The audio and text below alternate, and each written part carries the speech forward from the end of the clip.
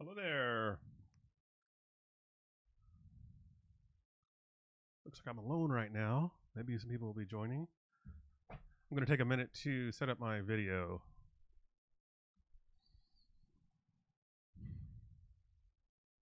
And whether anybody's here or not, I'm going to start coding because people might watch the live. They might watch the replay.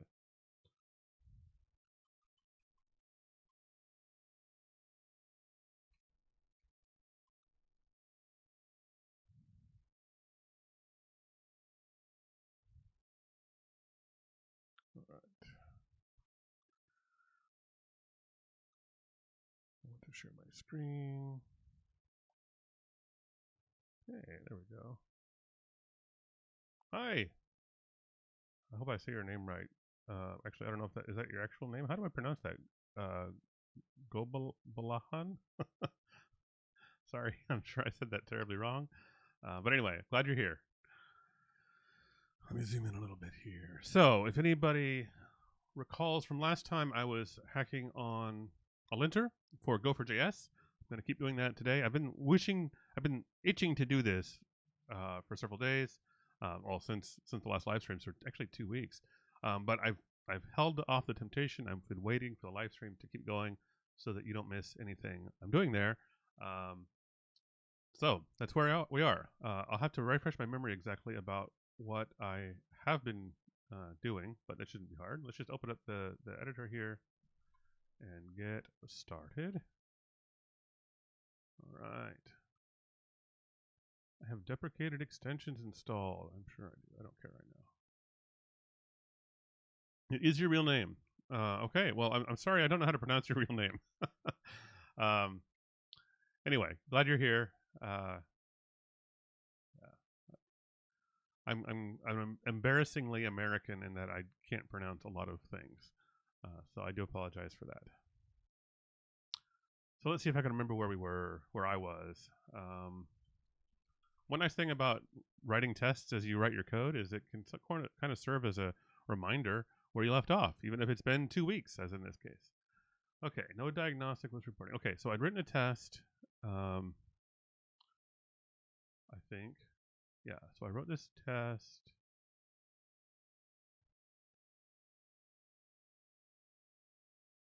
Here. So this is my code, and the test, and the test is failing, which is good. That means my code isn't doing what it's expected. So I need to make my code do what is expected. I need to make the test pass. Let me try to remember what that does. So my code is here, and I'm just printing out some stuff. Okay, I think I was trying to figure out what type of AST node my input code produces. It looks like I don't know the answer to that yet. AST ident.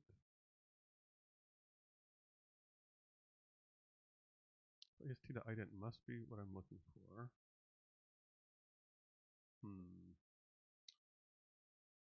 Or is it a value spec? I want to look at the code I wrote a few weeks ago when I did the tutorial, because I remember it was printing out the code associated with the AST. So let me look at the tutorial again, because it had some nice debugging stuff. Let's do that. Need to find the right window. I have too many windows. I have too many screens and too many windows.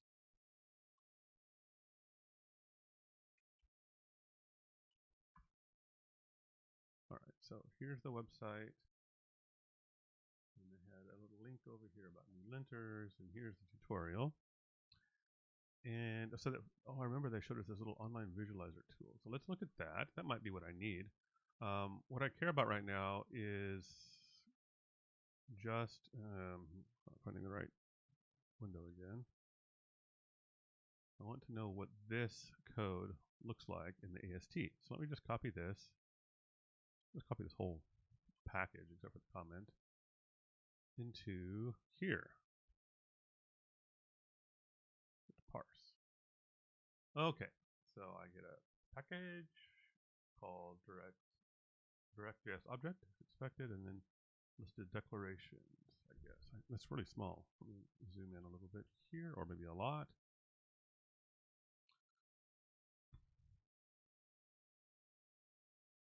I'm looking for js.object, whatever that's called. Here we go.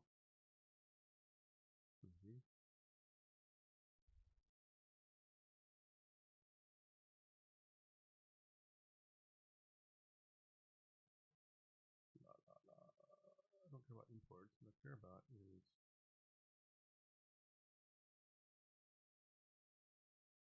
here. I think this is what I'm looking for.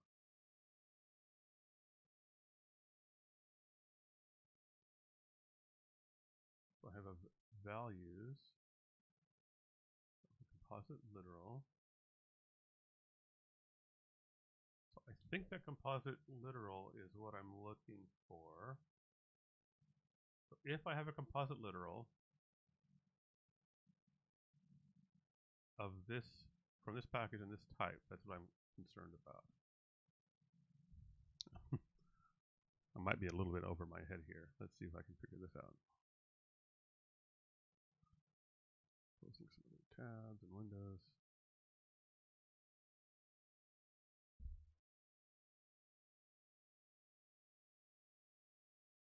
What was I doing here? I don't remember what that was.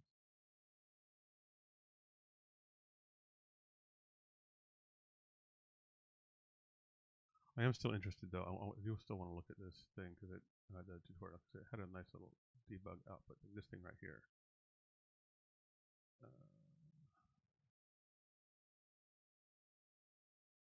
Let me put that in here, make it easier to debug, I think. Define V. Yeah.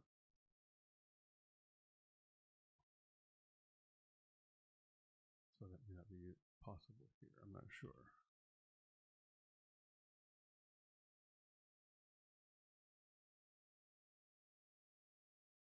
I'm looking to see if this type. So the tutorial uses this visitor thing, the sort of raw method, which I'm not using now. I'm using the wrapper around that. So I want to see if it exposes something similar to this printer capability.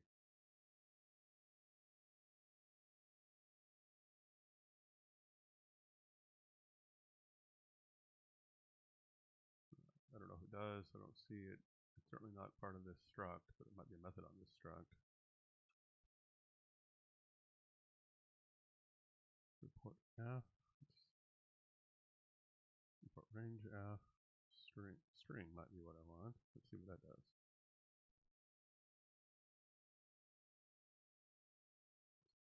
This thing. Put %s in our new line. Why not? Pass.string. Let's see what that does. It's not what I wanted.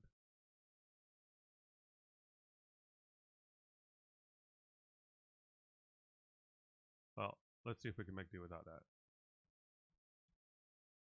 So I think what I'm looking for here is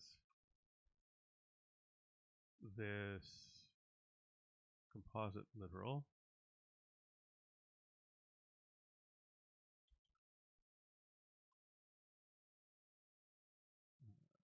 Okay, so if I have that, then let's just print out something useful to start with.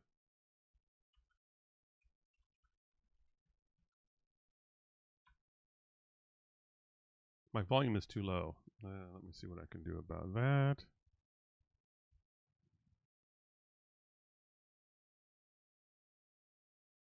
Thank you for telling me.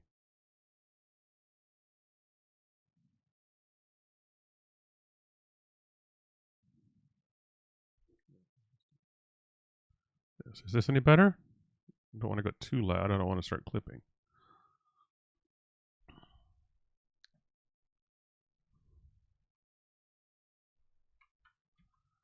So now if I have a composite literal, then the next thing I want to do is verify that it's the right one, right? So I want to check. So we have this selector expression.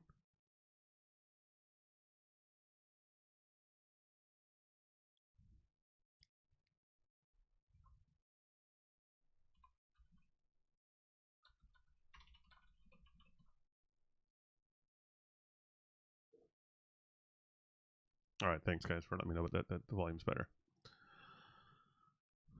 So the first thing I want to do here, because it's a simple check, is if t dot cell dot name does not equal object, I can return early.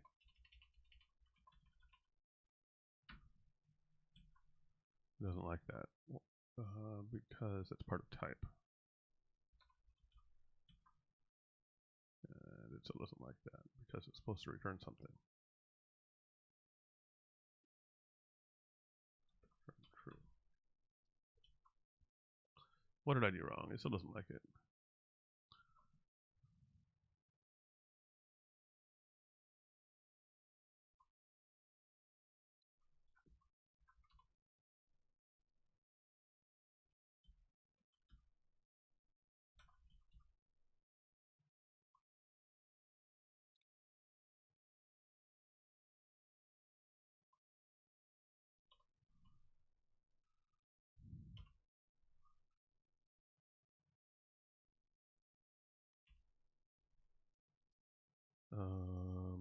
Okay. Do I need to do type dot node maybe?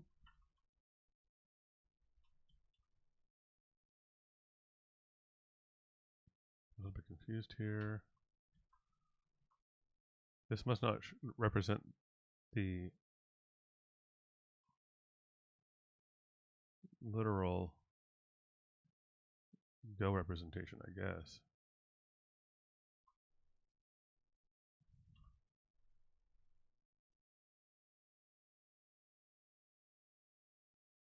Okay, I'm going to install a package that helps debug some of this stuff. Let me look up the package name. It's called Spew.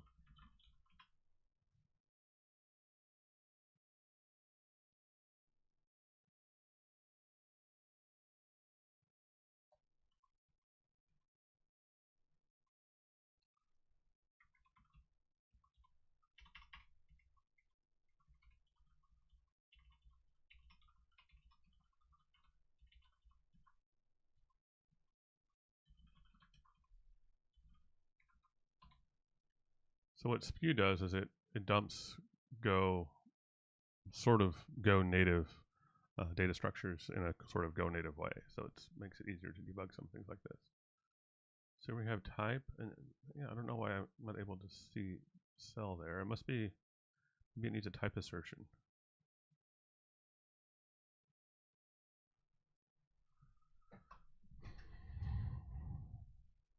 That must be what it is. Selector expression.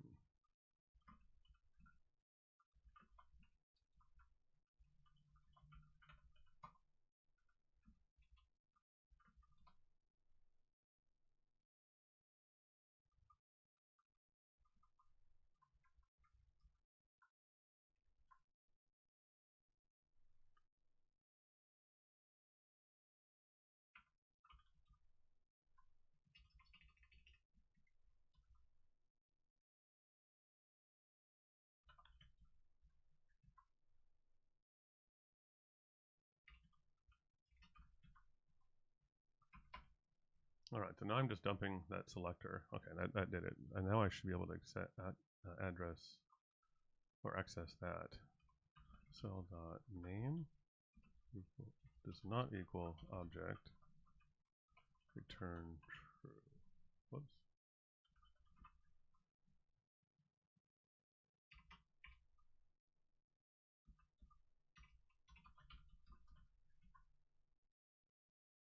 That should work now.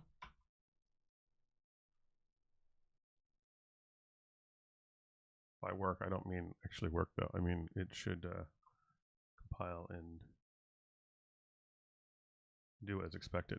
So at this point, what I'm doing is I'm checking if the type is not object, then I don't care about this check. If it is object, then I continue. Now, the tricky part I need to figure out is how to verify that it's the right package. Now, the naive way to do that would be this, I think. Let me look at this again. So, dot x dot name equals JS.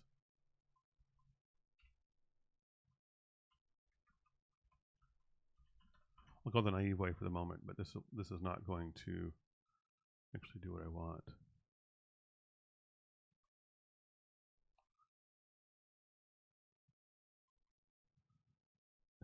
But do I need to do another type assertion? I'm not sure.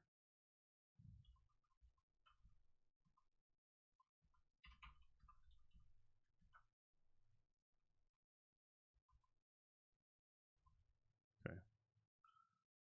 So at this point, this is dangerous code. This could crash in some cases.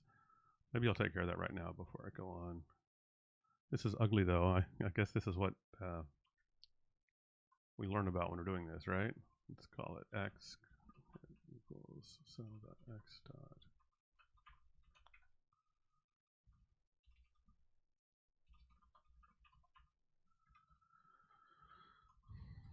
If not okay, then return true.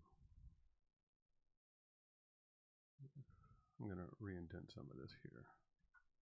I'm going to do the same thing here. I'm going to switch the sense of this. If not okay, return true. Then I can unindent this. All right, so now we just run through some checks, some assertions. First, we check if cell, the selector expression, is of the expected type. If it's not, then we don't care, we return. And then we check is the name object. If not, we don't care, we return. Then we check is cell.x of the expected type. If not, we return. And then we check is the name JS, and if not, we return. So now we're ready to report a failure. I have to remember how to do that. I think the tutorial tells us that. Was it report F? Yes. So pass.report F node.pause, and then the string. And I have the string that I want here. So let's copy that string over here. Now, I think this linter is going to pass now. I think the test should pass. Let's find out. Still a bunch of debug output. The test passes. All right, let's commit this. I'll clean up the debugging stuff in a second.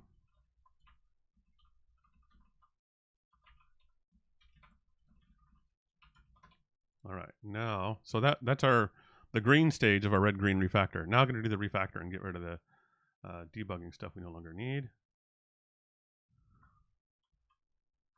I already deleted the spew thing. Let me get rid of that.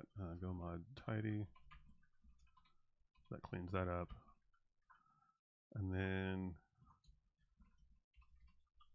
I'm going to run test minus v to see all the crap. Okay, so I don't need any of that. That might take care of it. Yeah, it does.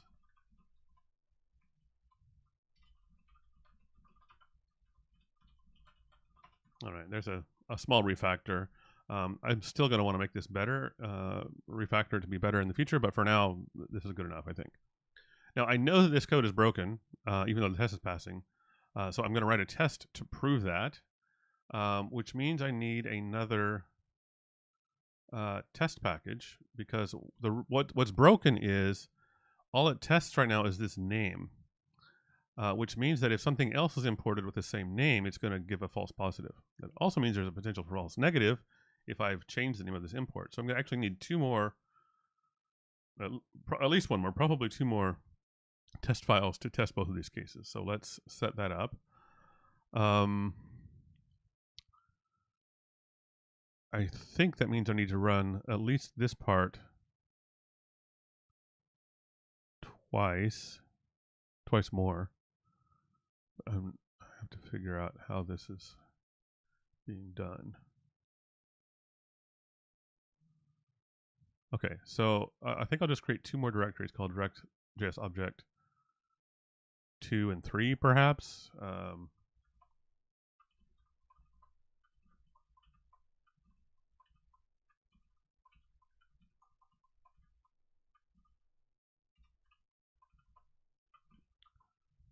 Yeah, I think that's what I'll do. I'm going to cp-a direct object 2 and I'll just do one for now.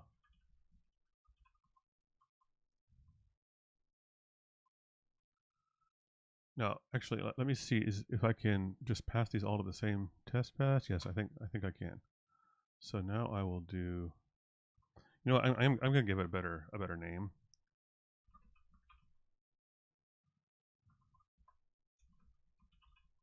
I don't know what that is going to be yet. I have to think about it. So I want one with a different import. Let's call it other JS import. How about that?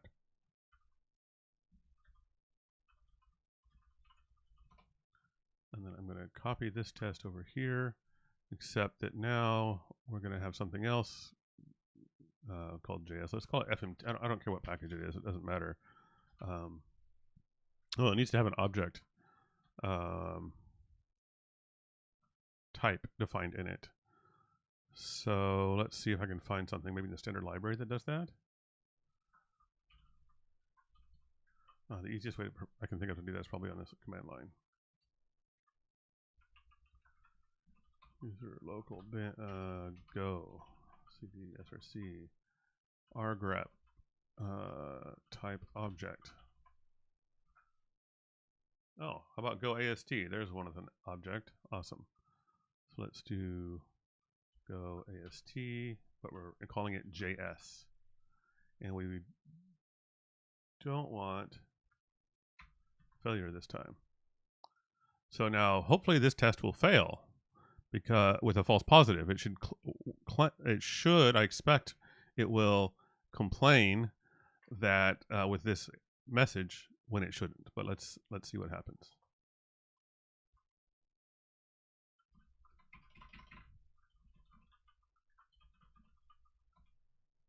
I probably forgot to tell it to import this. Yes, I did. So other JS import. Hey, failing. Oh, X redeclared this block. Okay, so I'm going to rename this to say Y in this case. All right, that's the failure I expected. Let me add this failing test.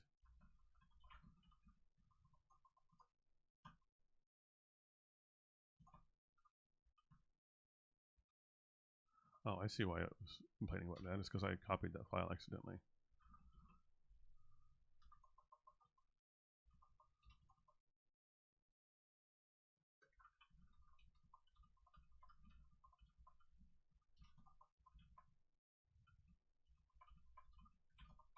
There, that should solve that.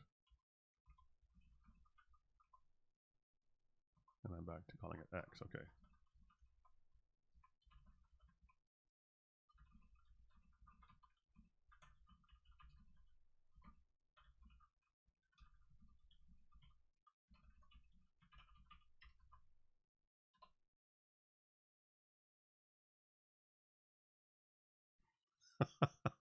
I love that comment that you didn't expect cheers about failing tests. Yeah, failing tests are. Yeah, I actually wrote about this recently on one of my daily mailing lists. The only time tests are valuable is when they fail, because if they're passing all the time, that either means that you're not exercising them or that they're not even necessarily valid tests. So you want your tests to fail, and one way to prove that they fail is by using TDD.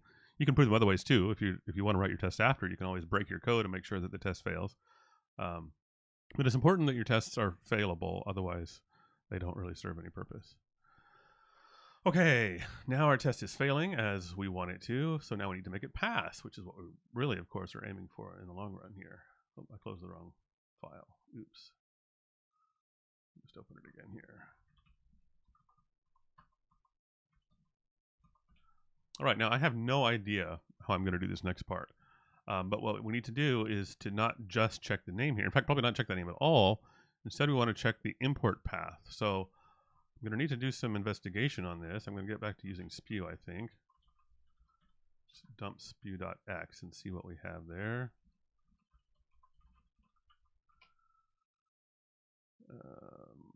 So we have this ident thing. Let's dig into that and see if there's some way here to determine the import path. I might have to resort to Google or maybe even ChatGPT, but let's see here.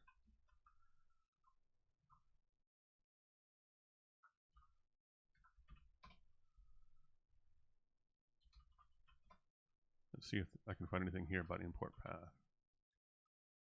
Import spec. Wonder if I need to do that.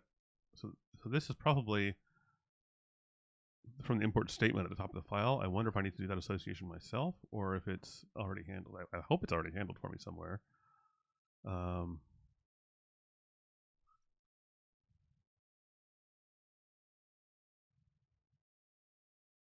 there's the import path, but how do I, okay, I'm going to use, I'll try Google first.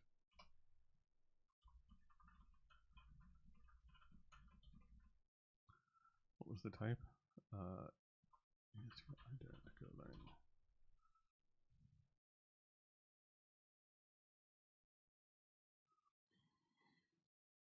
going to do ChatGPT. See if it's better at answering this question for me. I need to log in. Okay, let me log in. Moving that off to another screen. I don't think you can read anything as I'm logging in, but just to be safe, it's better to do that on a separate window.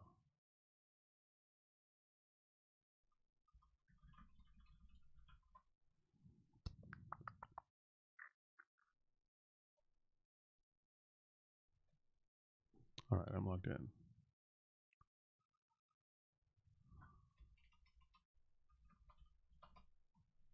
How can I determine the import path of ast.ident in Go? There's a step-by-step guide on how to do this.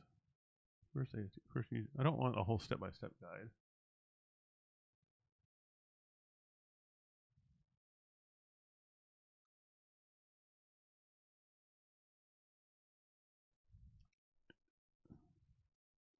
Okay, so this is the import spec that I was looking at the Go doc a minute ago.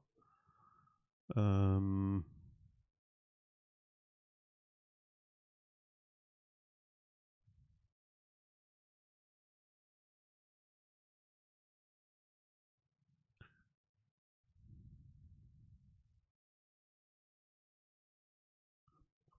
going to take a step back here. I'm going to look at this pass object again and see if that gives me some information about what I want.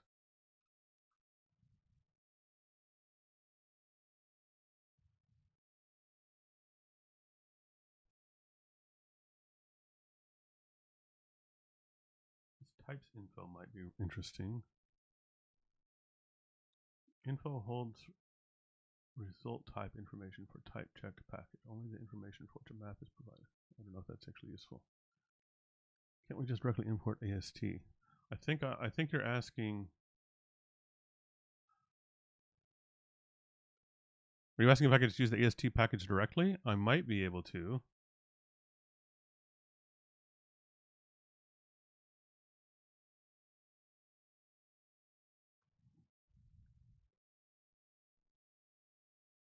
I'm going to jump back to a comment you made that I didn't see until now. You said in most linters in big projects run tests that are expected to pass.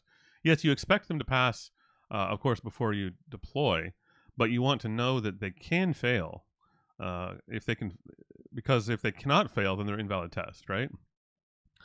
And when they pass, that's nice because that means that we don't have any known failures, but we actually get the most value from a test when it fails. Because that's when it tells us we made a mistake and we sort of drew outside the lines, if you will. And we need to undo something and do something differently. So that's the point I was trying to make earlier about tests being valuable when they fail. It's not that we want them to fail all the time. It's that when they do fail is when they give us information.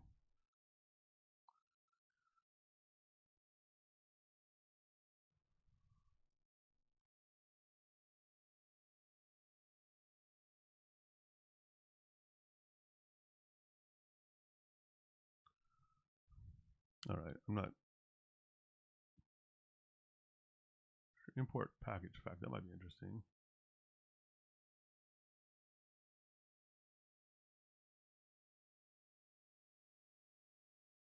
What is a fact?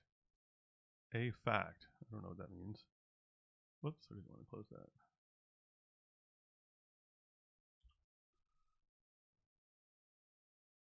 Let me ask ChatGPT about Go analysis.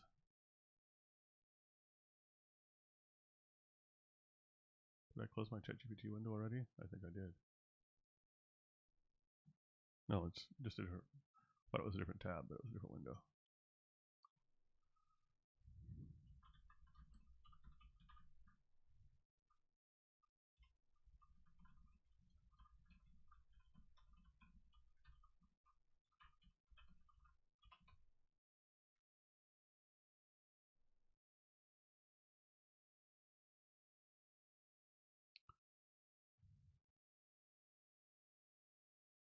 Okay, so here's the ident. Pass types info. Okay, great. That tells me what I want. Thanks, ChatGPT. So here, let me zoom in a little bit in case it's hard to read. J colon equals pass dot types info dot object of ident, which is X. Let's rename that to ident to be more consistent.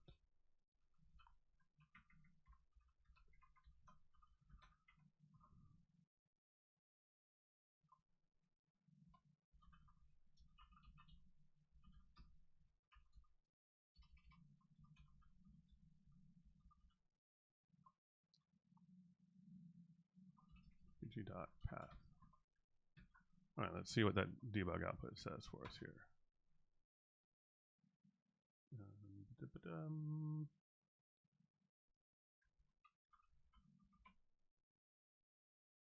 It's not what I was expecting.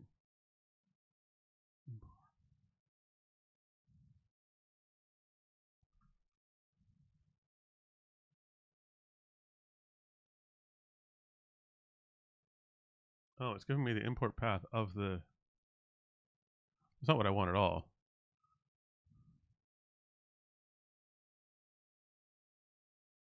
Check the identifier is imported.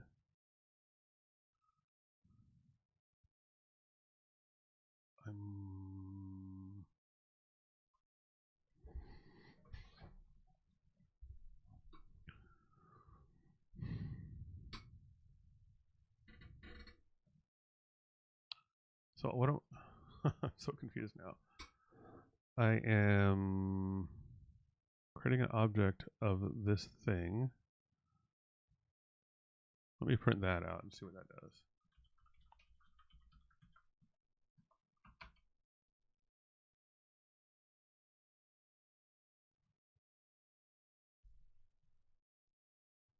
I'm going to run just the failing test to limit the nonsense here.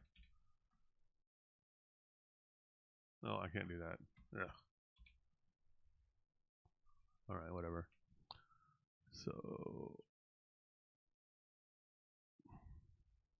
okay, this is useful information.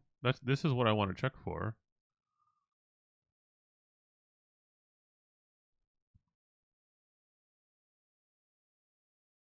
So I'm dumping the object. Okay, yeah. Hide this for the moment. No, the path is not at all what I'm expecting.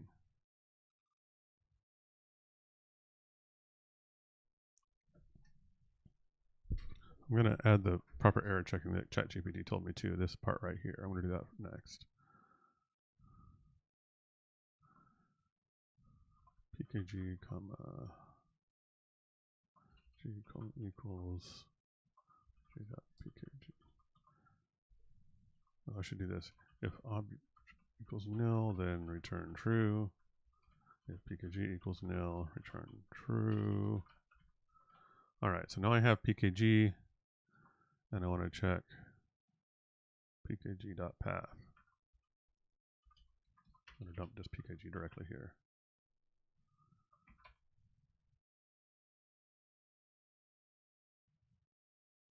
I don't think that's what I actually want. That seems to be the wrong thing.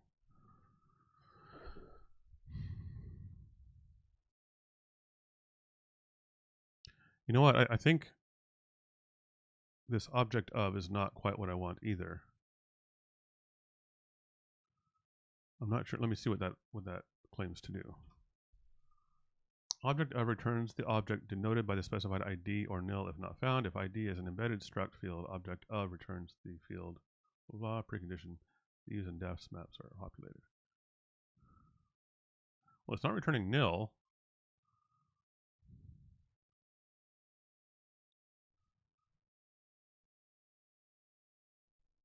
What is my ident? Let me double check that.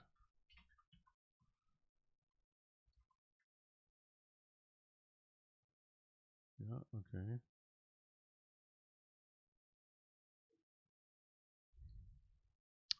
I'm confused. I'm confused. In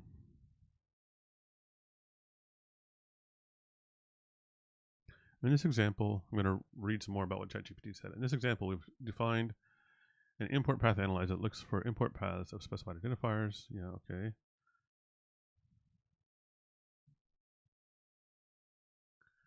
This is not what I want. Identifier %s is imported from package. Ident.name.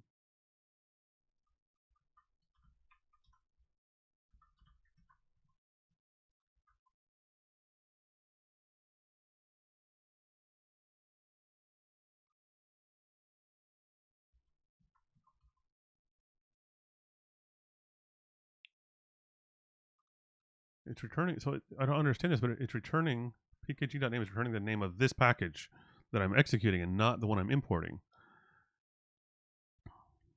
And that probably makes sense for some reason. It just doesn't make sense to me yet.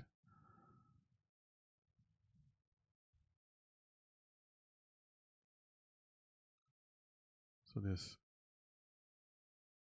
ident.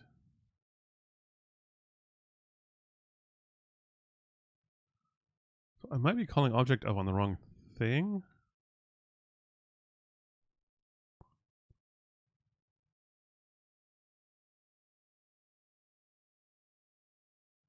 I'm calling it on this value. Is that the proper value?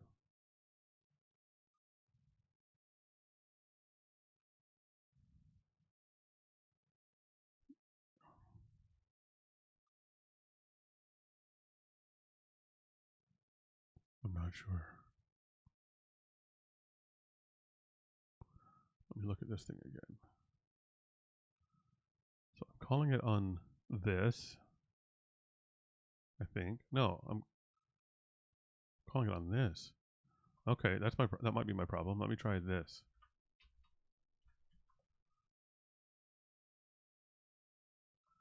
No, so there's also an ast.ident, isn't it? Okay, let's call this, let me rename this. Let me rename this to expr, because that was this whole thing here. Now within there I have x and cell. Oh, I see. So I want to be doing that on expr.cell. I think that's might be what I want. Let's see what that does. Now we're getting somewhere. Yeah, that's what we want. Okay, perfect. So now what I want to check is that this package name, if pkg.name is not equal github.com. So go for JS. Let's copy this one. This is the one I want.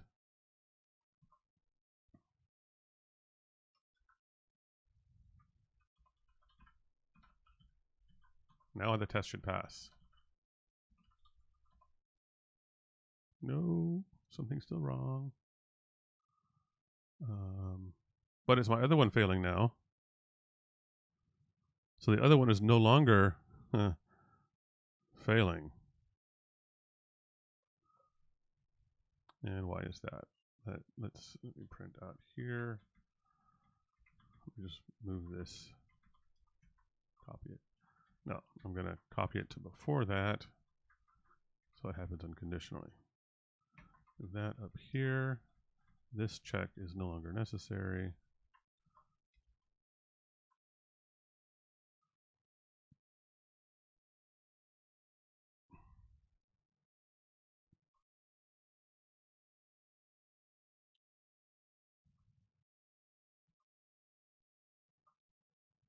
Did I copy and paste it wrong?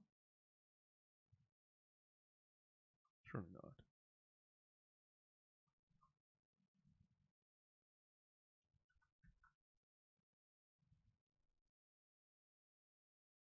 Oh, wait. Yeah, that should be right.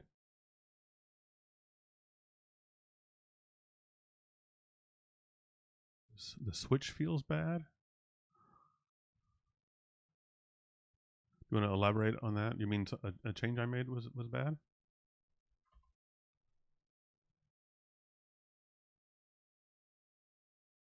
All right. So I'm confused here.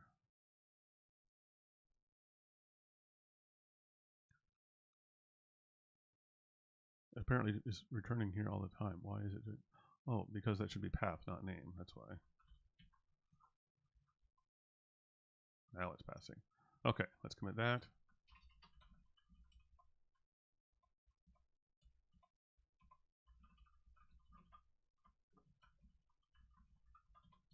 And now clean up some debug.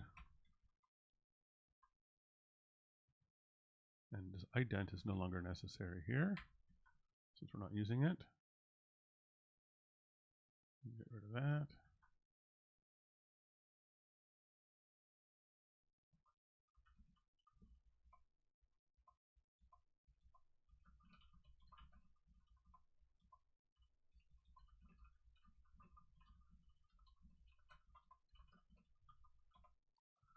All right, that's good. Now I need to add one more test case, and this one should actually pass, but I need to add the case where I import gopher.js/js as some other name. So let's do that.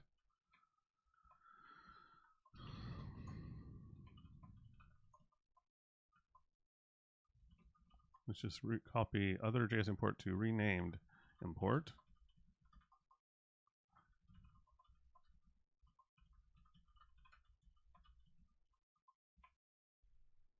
And we're going to copy,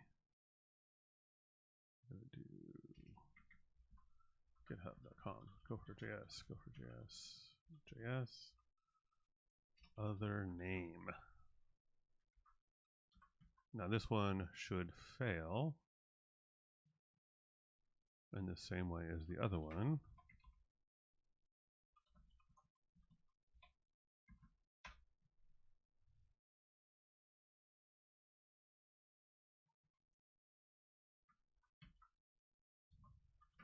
But I believe that the changes I just made should be sufficient to make that one already pass. Oh, but I have to add that here. Other renamed import. The problem here's where we get back to the thing about tests are valuable when they fail. The fact that it's passing doesn't tell me if my new test is working or not, right? So I need some way to make this test fail to prove that it's a valid test. That shouldn't be hard. The thing is, it's going to make it make the other ones fail too. But I'll just rename this, or I'll add a broken character in there, and that should give me now 2 test failures, maybe 3. Renamed imports fails. Yeah, okay, so those 2 both fail. So I know that the test is working now.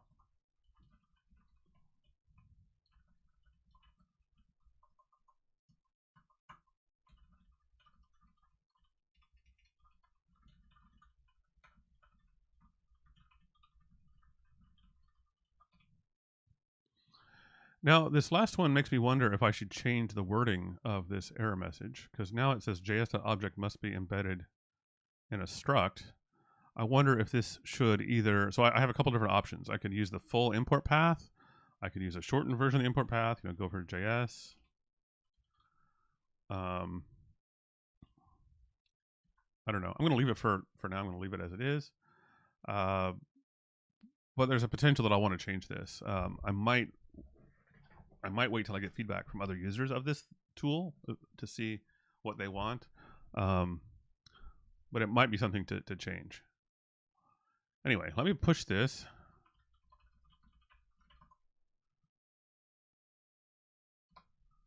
I might as well create a pull request and merge this upstream.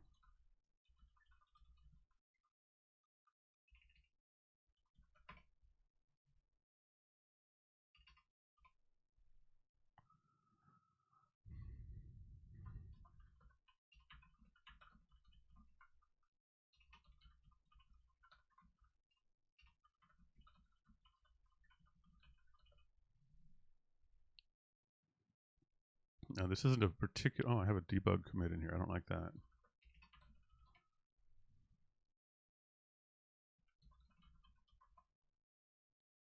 I'll probably leave it for now. It's from 2 weeks ago. So no, this isn't a very useful linter yet, obviously. It just has one little rule, and it's not even a complete rule because we haven't checked. Well, I suppose this is a complete enough rule. You know, it could provide some value, but it's certainly not anywhere near complete in terms of what I want this to do. So we're going to keep going. Let's make sure that this these tests pass. Linter passed. That's nice. The test should pass in CI as well. And once that's done, I'll go ahead and merge this, and then we'll start on the next rule.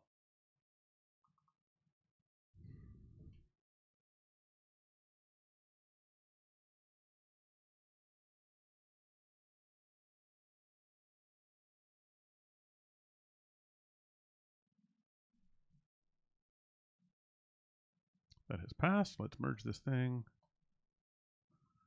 Here on local, I'll go back to main.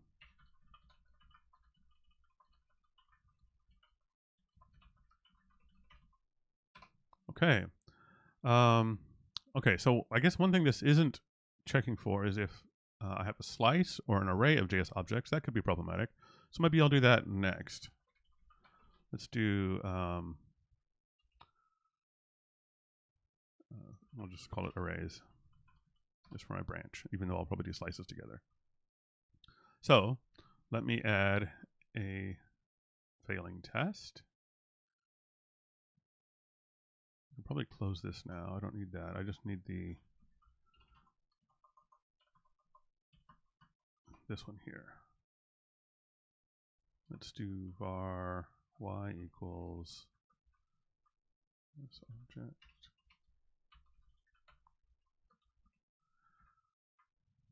I think the same error message can work here. So let's try that. That should fail. Yep, okay.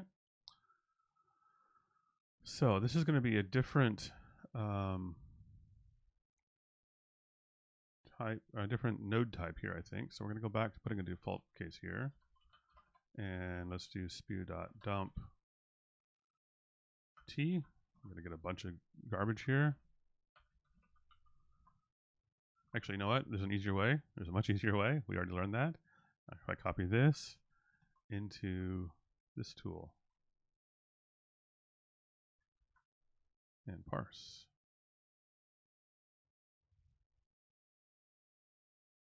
So we should have, oh, where is it here?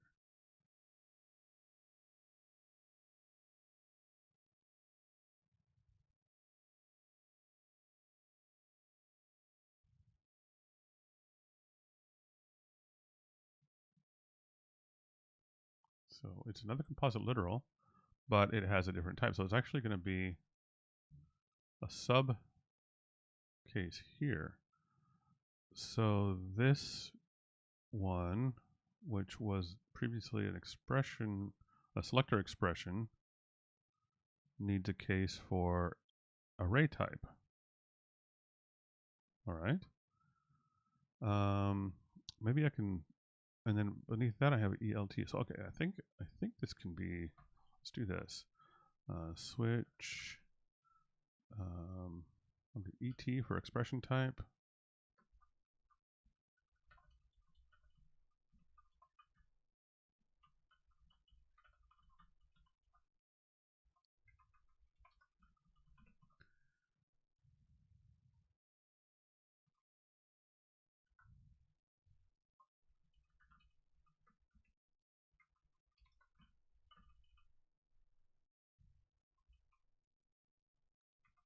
Oh, I don't need that. Okay, I just need expr equals t. ET rather. Why is this not happy? Oh, because I spelled it wrong, that's why. Okay. This should be equivalent to what we had before, but now I can add this. Whoops. Dot array type. So if I have a standard selector, you know, a direct one to JS object, then I do this case. If I have an array, then then I just need to check one layer down. So I think that becomes expr equals et dot elt dot, oh, it's just that, maybe. Maybe not that simple.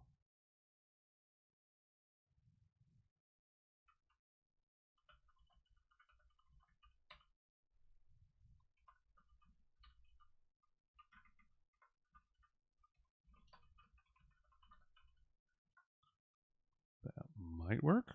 Let's see if that's it. Nope, that's not it.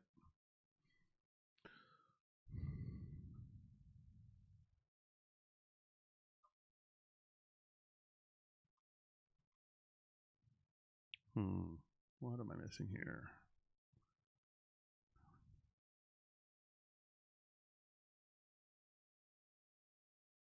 I'll get rid of that. Oh, it is working. I don't know why it failed the last time. Maybe because I had, I don't know why. But it looks like it's working now. Okay. I can get rid of that speed thing.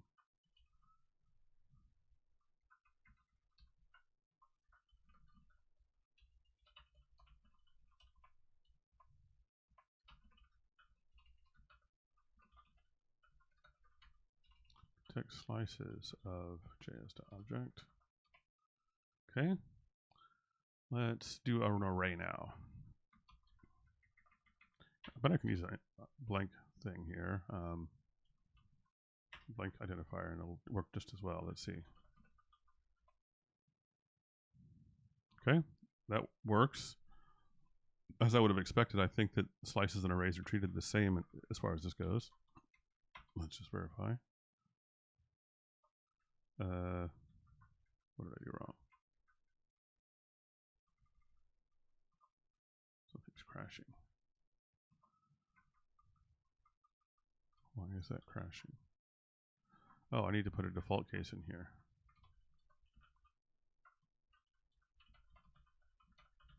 That should fix that crash. There's a good reason to do test-driven development. You find crashes that you might miss otherwise. All right, yeah, both are failing now, so that test is good.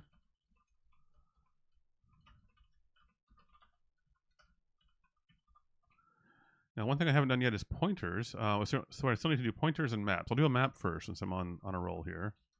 Map string to js.object.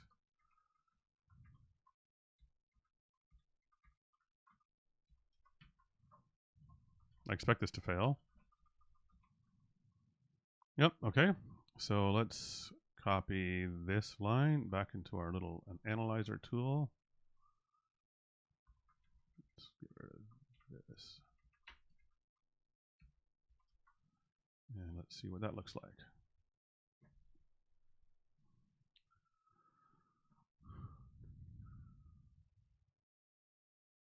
Map type. Who would have thought? So we can add another case here. Case est.map type. And then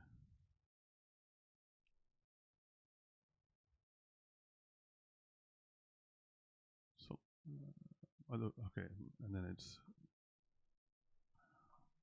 expr equals t dot map, nope, t dot value. No, it doesn't like that.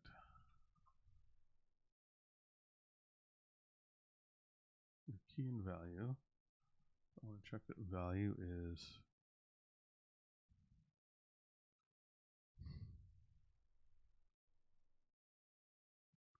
I'm confused about why this isn't auto completing. It should work. T dot value. I think that should work, but I don't know why it's not happy. Composite lit, but I'm okay. Did I put this in the wrong place? I did. That's why. It's the wrong switch. It's the internal switch statement. It needs to be the external one. No, wait. I'm not sure if I'm even making sense to myself right now. Oh, it's not a composite lids. Okay, so this goes here. Case ast.map type. Okay, I need to do some refactoring to make this do what I want. I'm not going to do that yet. I'm going to follow the red-green refactor approach. I'm going to just make this work. It's going to be a lot of duplication, I think, but then I'll go back and refactor. So I have this AST map type.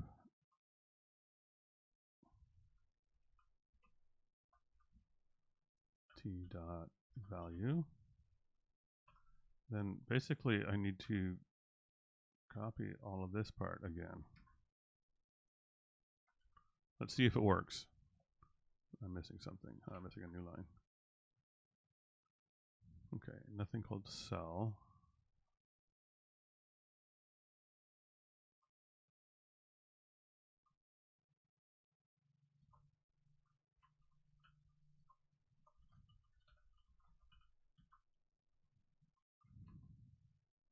Okay, now it passes, but there's a lot of duplication.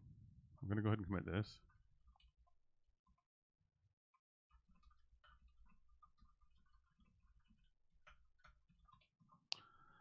A lot of duplication I don't like, so let's see about removing that. There's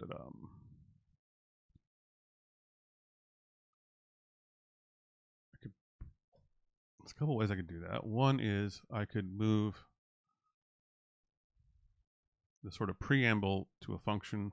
The other is I could move the second part, the duplicated part, to a function. And I'm thinking about doing the latter because I think it might be more extensible. So let me create a function that does this specific check for me. Let's say JS object must be embedded. And then I need to pass it, I guess, pass.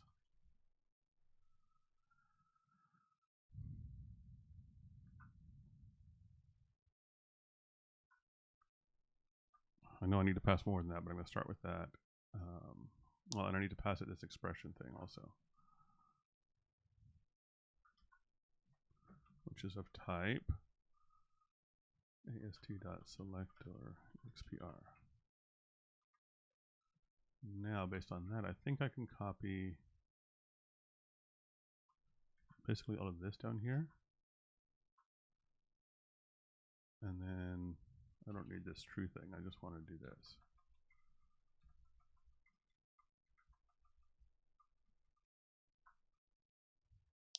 Node, I need node apparently.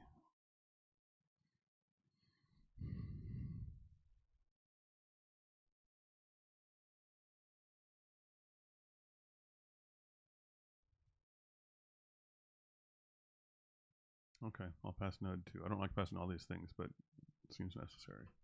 I can always refactor later. All right, so now that function compiles. It's not being called anywhere yet, but it compiles. But now I can put that here and pass node xper. And I can delete all of this, and I can do the same up here. Now in this case, I could, yeah, I still want to do this. I want to put an early return in there, and then I need to put return true and return true. It should be completely equivalent now, and tests should continue passing, and they do.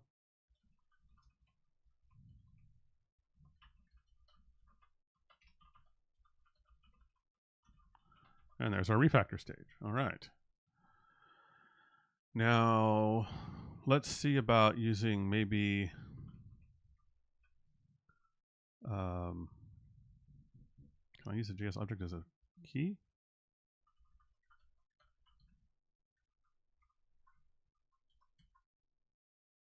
That's going to fail.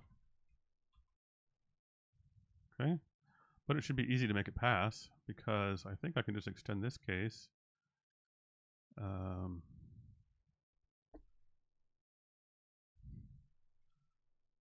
Let's call this, let's rename this to val xper.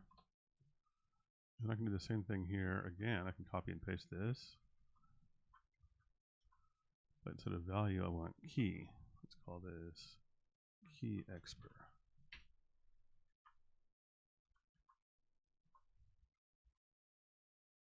And it still doesn't like that. And there's probably a good reason. Let's learn what that reason is.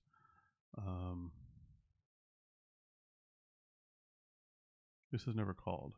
Okay, because something here. Key is not a selector. Well, okay, actually I don't know what it is. Let me copy and paste this new version into our little analyzer and see what it looks like.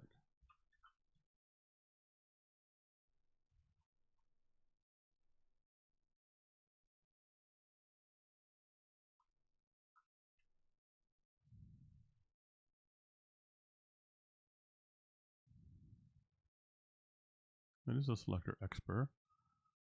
Then we need to call cell on it.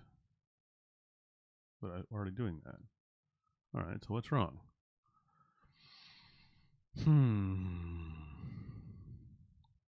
Type.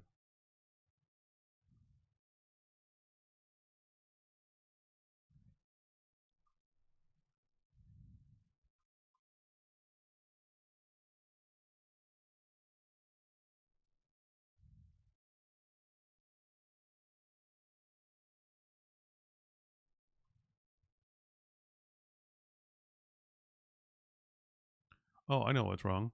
I don't want this to return true here. I want to rather do this.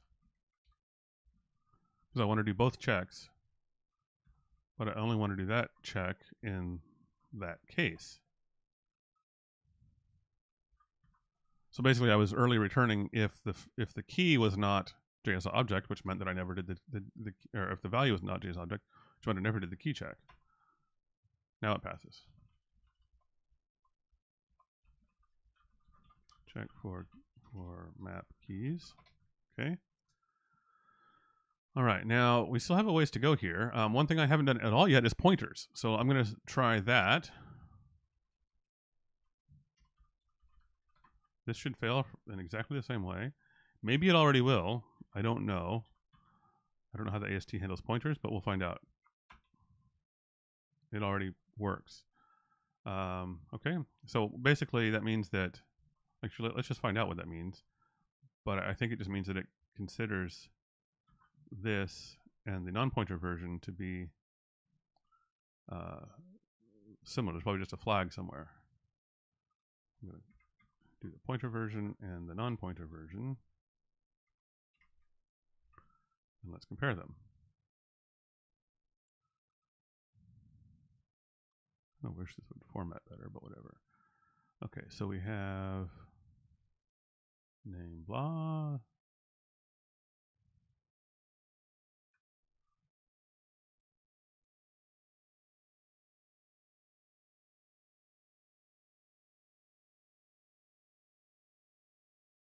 I don't know where the pointer thing is happening.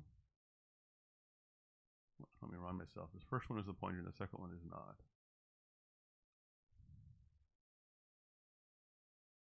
Well, I expect there's a difference here somewhere between the pointer version and the non-pointer version.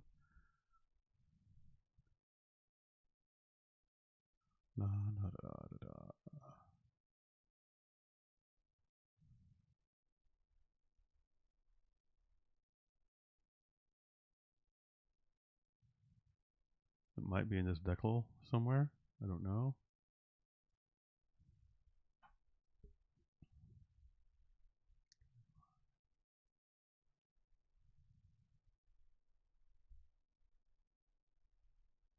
Oh, here we go. It's this. This is the difference. It shows the operator. It shows that this one has the @paren or the ampersand operator, and the other one I'm sure does not. Yep, the other one does not. So that's the difference. That's the difference. Doesn't matter for my purpose. All right, now there's something else we don't have. I'm guessing this is going to fail. But let's find out. So here's a slice. of a slice of JS objects. I don't think this is going to trick the linter or trip up the linter. Yep. Okay. So now we're going to start doing some recursion. This will be fun. Let's put that in our little analyzer and see what it looks like.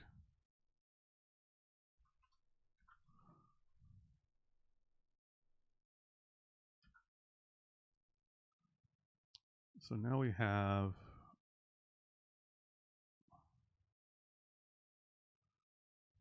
should have a nested thingy. Yeah, so an array type of an array type. So I think I need to extract this code out into a new function that can call itself. What should I call that function?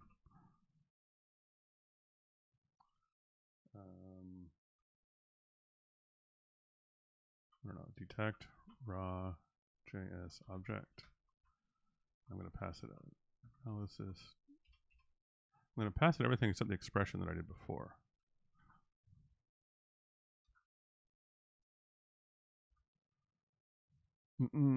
Is that what I want?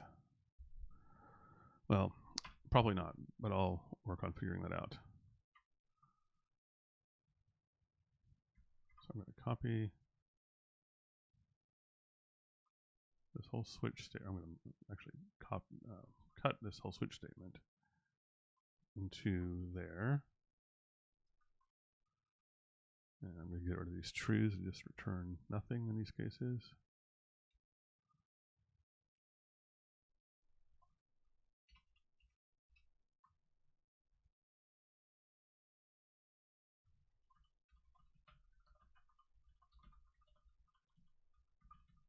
Okay, I think this should keep working now as before.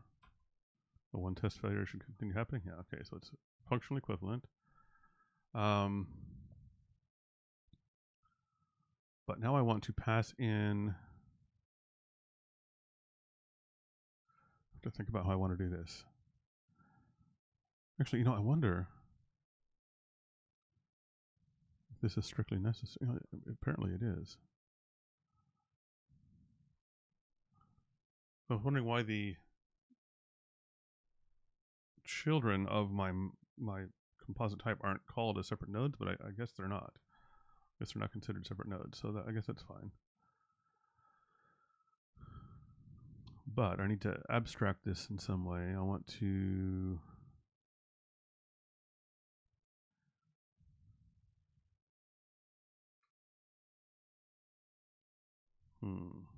I think I don't want to pass the node here. I want to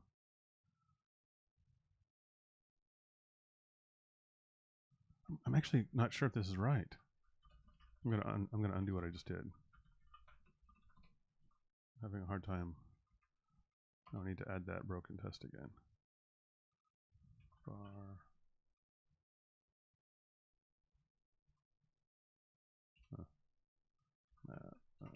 Slice of JS.object.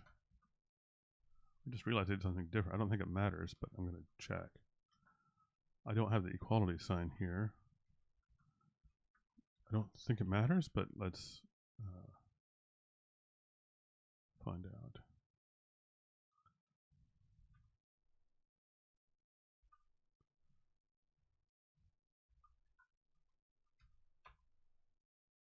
Yeah, it doesn't matter for the purpose of the linter check. So, but this one's still failing, and I'm not sure why, because I would kind of expect the recursive logic to call on I don't know, to call on the node, but it doesn't.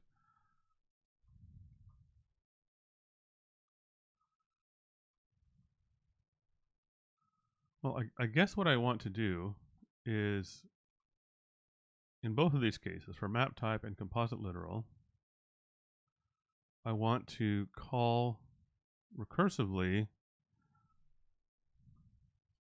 when the underlying type is also one of those two, either composite or a map literal. So that would be, in this case here.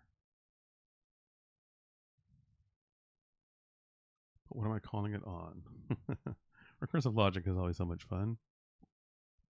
Okay, let me extract this out again. as I just did, since I've now decided that that was actually the correct approach.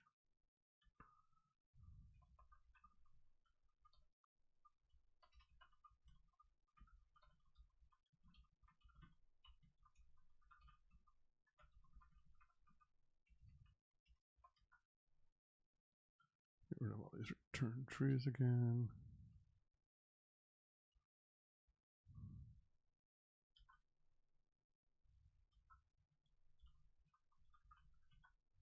Make sure that tests are still working as before. Okay. All right. Now, I want to be able to call this on something other than a node because I need to be able to pass something into it. So I need to. Well, maybe that's. I don't know.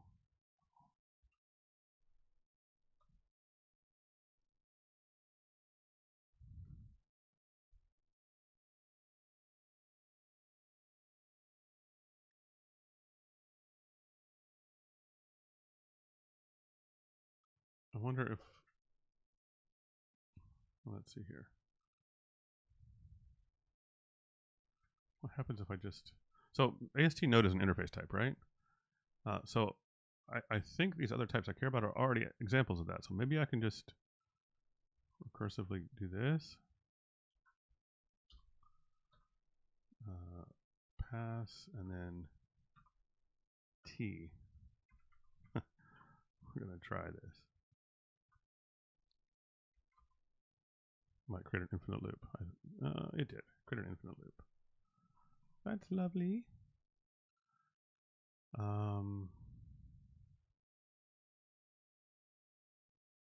So let me make that a special case here. Case ast.selector expr. No. Case.composite lit.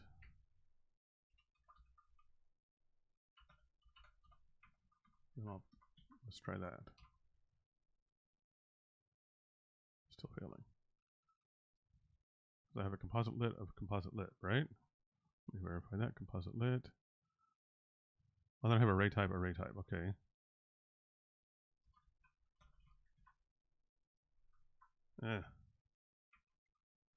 Okay, that needs to go here then. So I need to do this. Switch. This will be.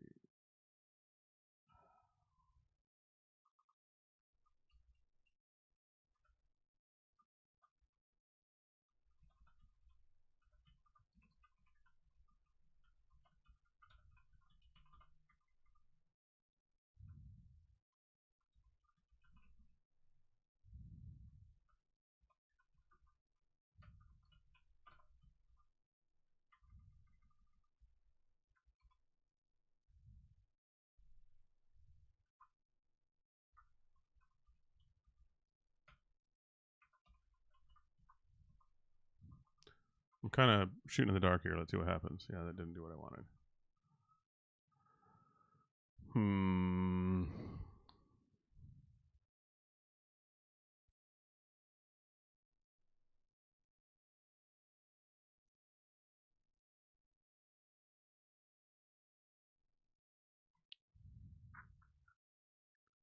Okay, let me change this here for the moment. Do some debugging. Default spew.dump. Let's see what we're actually getting here, if we're even executing that code. Mod tidy. No, we're not. Well, we are, but it's crashing. Something's crashing. Oh, I should just put this return in here. That's why it's crashing. Okay, so we are getting here, and there's an array type.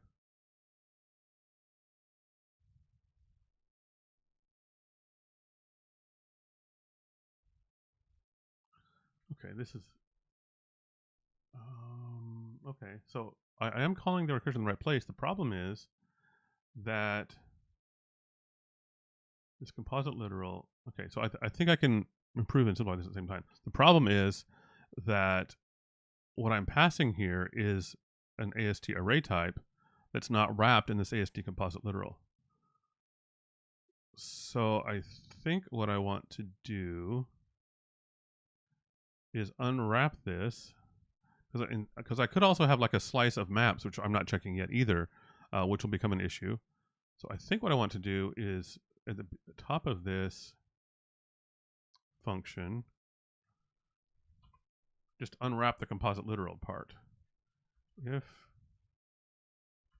CL for composite literal, okay. Node.ast.composite lit, okay. Then node equals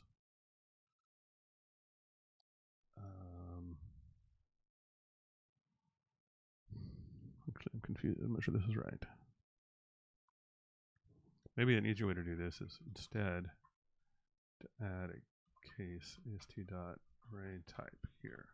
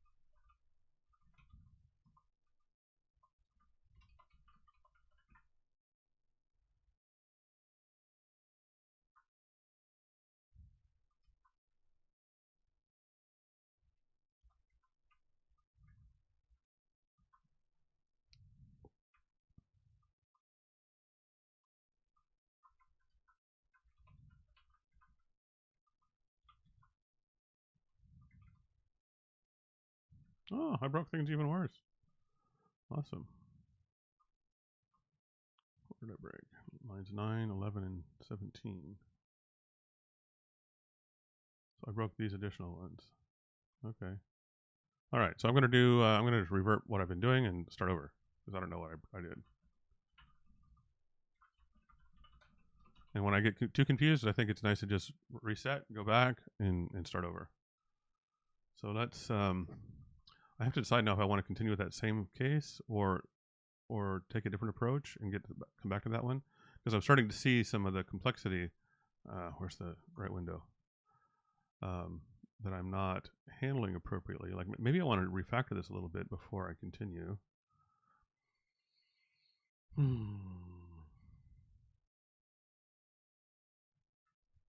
me add some notes here about some of the things I know I'm going to be adding. So I want to handle like a slice of map of string to js.object. I want to handle, in any arbitrary complexity. Let's do, of course, what I was working on is a slice of js.object.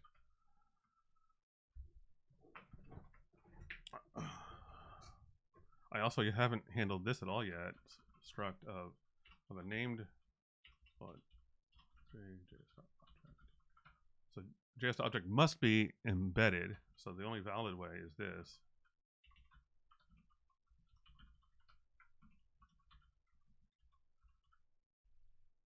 And then you could also have maps of structs and slices of structs and all sorts of things. And you could have structs with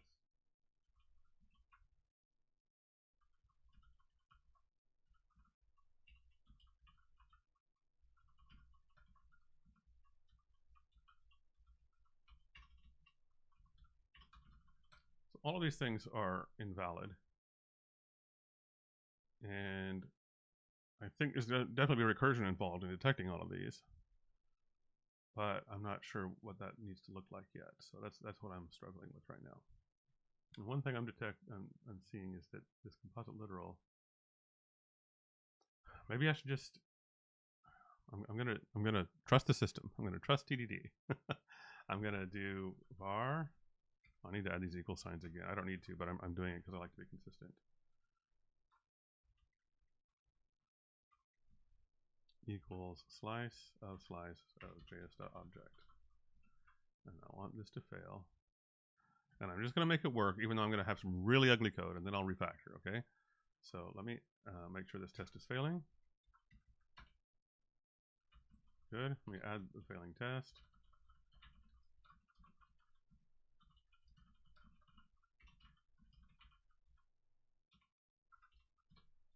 let's make it pass, and then I'll refactor. So I'm in this composite literal case where we have an array type of array type.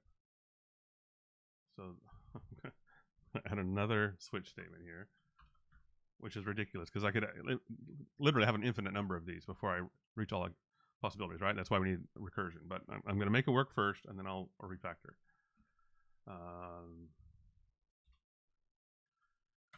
Kind of running out of short names here. Equals et.elt.type. Is that correct? Yes. Wait. An array type? Yes, yes. So this is what I'm looking at right now. ELT, and then it's this one, and then there's another ELT there. So let's see. Case. Est.array. No, let's do the working one first. This one. This is the existing case. So let's handle that one first. In that case, we just continue. Okay. And then in the default case, we return true. Okay, so that should be equivalent now. This is unused, so let's just do that. And blah, blah, blah.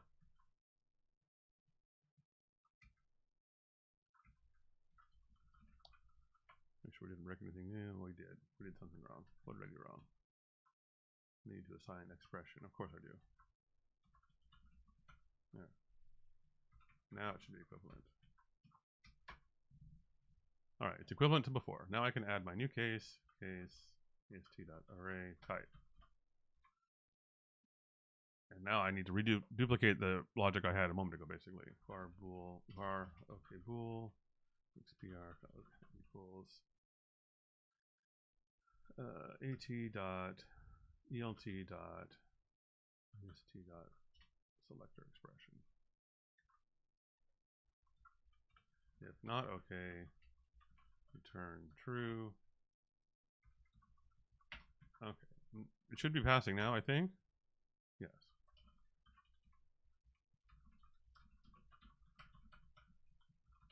But you can see this is getting really ugly really fast. We could have literally an infinite number of these recursions. And then we also have all combinations. We have slices of maps, of slices of maps, of arrays, of structs, of slices. So there's no possible way to cover all cases by brute force. We have to do a recursion algorithm of some sort. So I need to think about how I'm going to make that happen.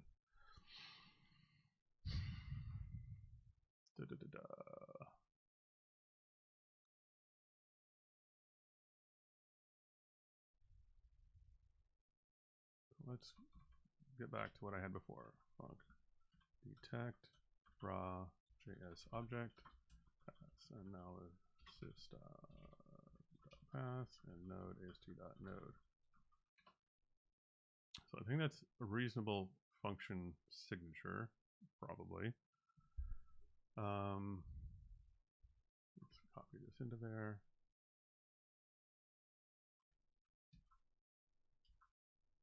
Get rid of these truths again. This time I'm going to commit my work once I have it working.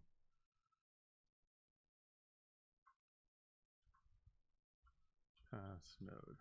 Should be working. All right, that refactor stage works.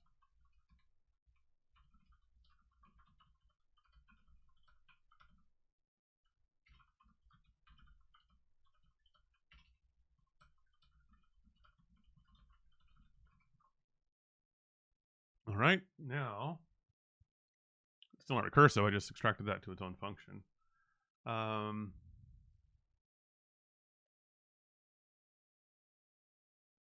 I think I can extract this into the top level here. So if I put case, I tried to do that before and it broke. So I'm going to try it again. Now, as of ever right now, it should never happen that this function is called with this array type. But it will once I start calling it recursively, because I don't think we can ever have that, at least not with the types of expressions I've been using. We can never have that straight from the AST. But our whole goal here, of course, is to be able to call it not straight from the AST. So I think I can. Oh yeah, someone joined late asking the purpose of this linter. So this linter is going to be used for the Gopher.js project, which compiles from Go to JavaScript. And there's a number of rules around how this linter is used, or not this linter, but how that code is done. The rules I'm working on right now are that the js.object type must be embedded in a struct. So I'm creating a linter to detect when it's not embedded in a struct. A js.object type represents a JavaScript object exposed to the Go software, or the Go code. So that's what this linter does. It detects when you improperly use js.object in a Gopher.js program. I realize that most people will never use Gopher.js, and that's perfectly acceptable. It just is a place where a linter was needed, and I'm one of the maintainers of that project, so I thought it was a good project to learn about writing linters and the AST. So that's why. It's not because I expect people watching this to ever need to run this particular linter. All right, so I want to basically extract this logic into this case and then have this call it recursively. So I'm going to just do this. I hope I don't do something stupid. No, I did something stupid. I want to control X there, and then control V. And now things are broken. What's broken? ET doesn't exist because it's not what I want. I want this to be called, I want this to be T. There, that's what I want, I think. You know, I think there's a better way to refactor this first. Notice that we're doing this. I think I can just have this be called at the end. And define expr up here.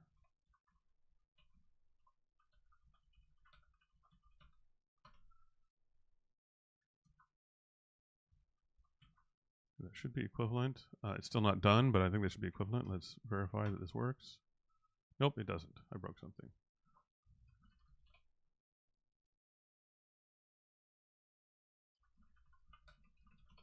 Reset my working copy, and let's try again.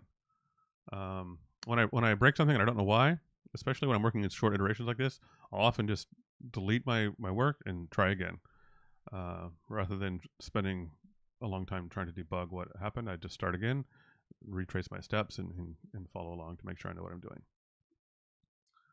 So let's try again. var expr ast.selector. Okay, now let's just move this one. Can we do that?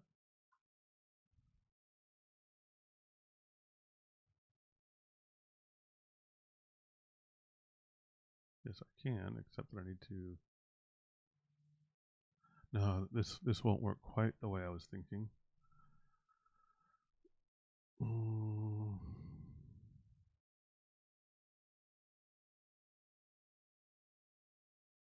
No, okay, forget that. I'm not going to do that refactoring because I was thinking that I could just set the XPR in this switch statement and call it once at the end. I forgot that in this case I'm calling it twice on the same once on the key, once on the value. So without a bigger refactoring, that won't actually be useful. So I'm not going to finish that train of thought. I'm going to go back. So let's try this again. Let's add case ast.array type. But this is my goal right now. I want to extract this. I'm going to, switch. I'm going to copy. I'm going to type it manually this time. Array type equals t.elt type. I'm doing it manually to make it easier to mentally follow what's happening. Because when I copy and paste, I made a mistake before. This way, hopefully, it'll make a little bit more sense, and maybe I'll catch what's going on. Okay, I need to define this XPR thing here. And then I can set expr equals et. So in this is the case where it's just a standard, it's an array of selector expressions. So that's easy. It's not an array of other arrays, for example. Okay, then the next case is case ast.array type. So now it's an array of arrays, or a slice of slices, or slices of arrays, whatever, one of those. And this is where I want to call recursively against AT. Is that valid? Is that what I mean? I'm not sure. Why is this expr? Okay, yeah. Let me fix that. Whoops. Actually, in this case, I can just do it like this. Don't need that. Oh, I'm calling the wrong. No wonder it's not working. I'm calling the wrong thing. I need to call this on AT. If I'm lucky, this will work. And then I can delete some code. And of course, it doesn't work.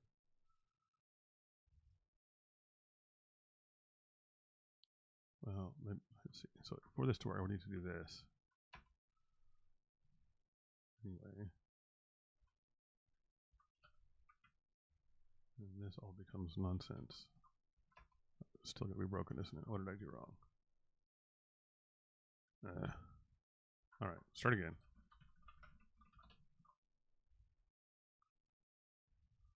Okay, st.array type.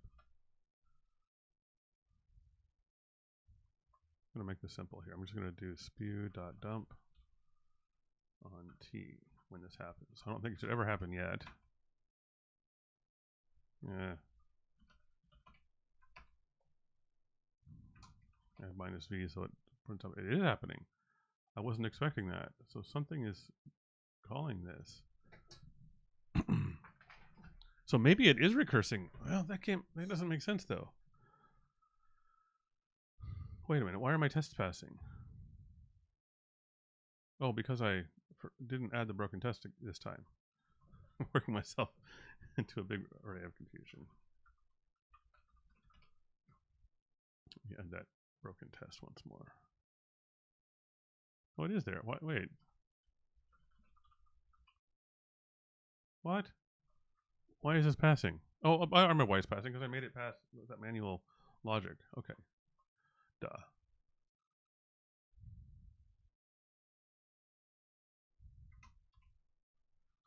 All right. Rethinking what I want to do.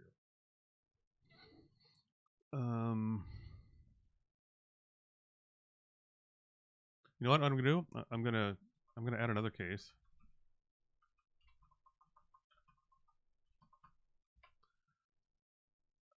And hopefully the pattern will start to jump out at me, and it'll be more clear what I need to do next. So I'm going to do a slice of arrays, or of a slice of maps.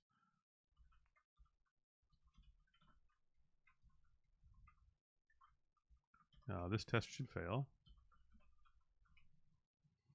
and it doesn't. It's interesting. That's very interesting.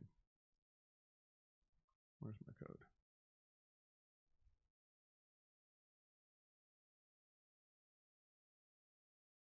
Why does that not fail?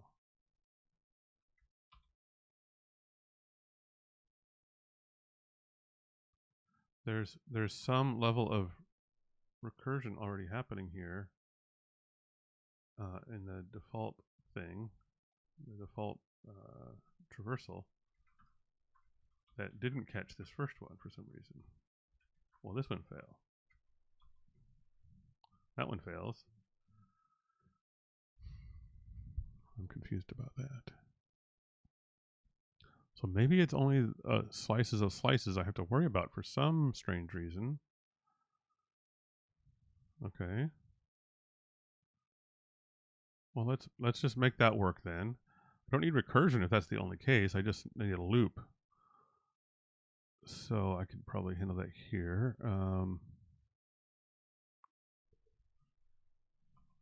For et colon equals t dot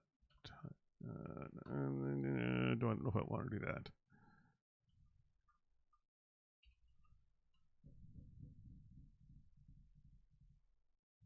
Let's do this.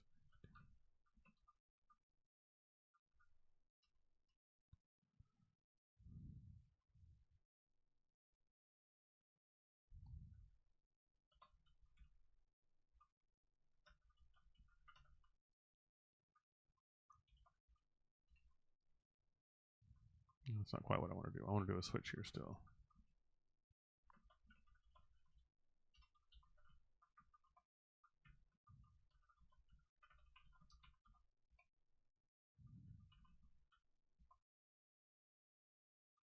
I'm going to use a label.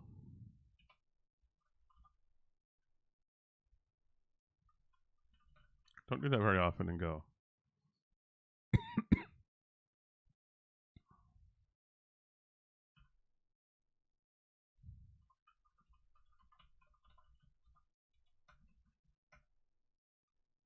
I don't know if that's even possible. Let me do this. rn ast.node equals t. Nope, that's not what I want.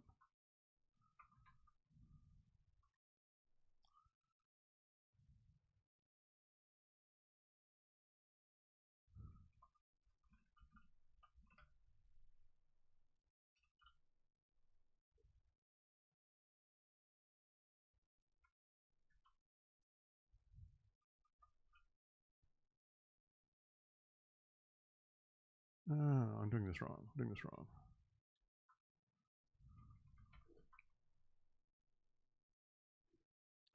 So what I want is this type to be something I can reset in the loop to loop over that continuously.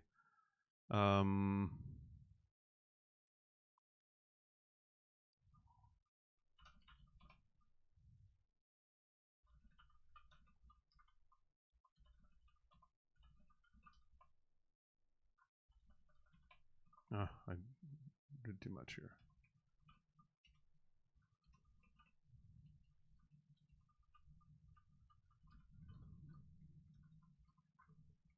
Let me commit this broken test so I can reset my working copy without deleting it every time.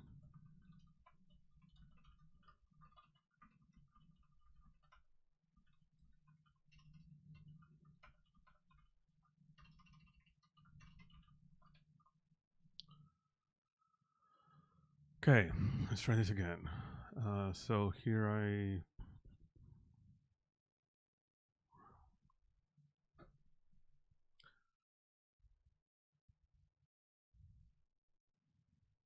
think this is where I want my loop, not at that upper level. 4 switch.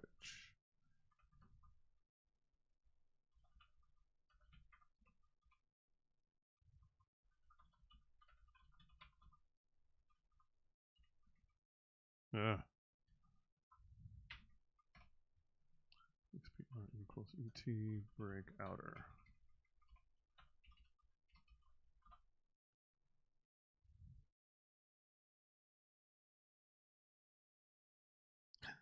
Thanks for the sentiment. I don't know enough about it to help me out either. That's why I'm doing this, to learn about it. All right. What's next? Case ast.array type. I have a typo here. This should be et equals at equals at default return. I think that's right. Let's see how many things blow up now. It works. Haha. Okay, let's commit that.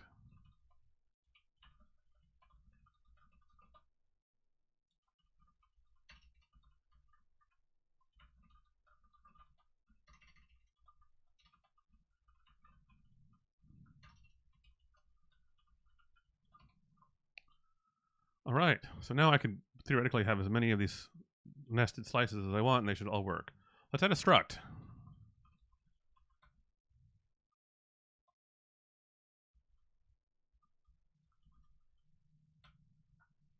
No, I don't actually know. Well, I'll put it on one line for now.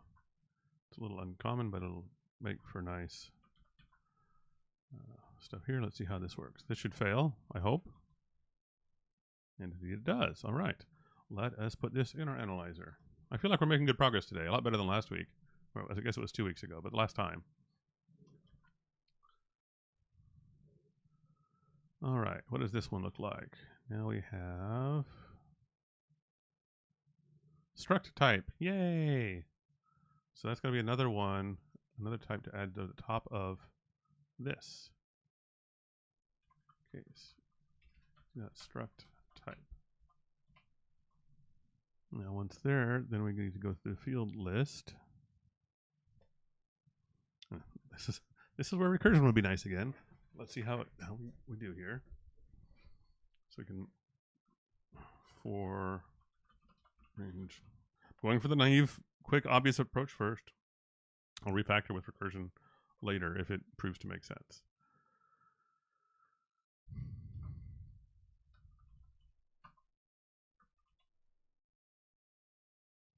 All right. So now for each field, we're going to have an ident with the same sorts of things as before, right? Let's just do this for now. Dump.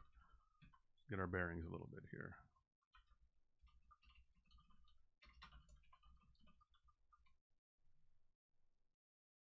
So as expected, we're getting a field with no godoc, expected, names, type, and so on and so forth.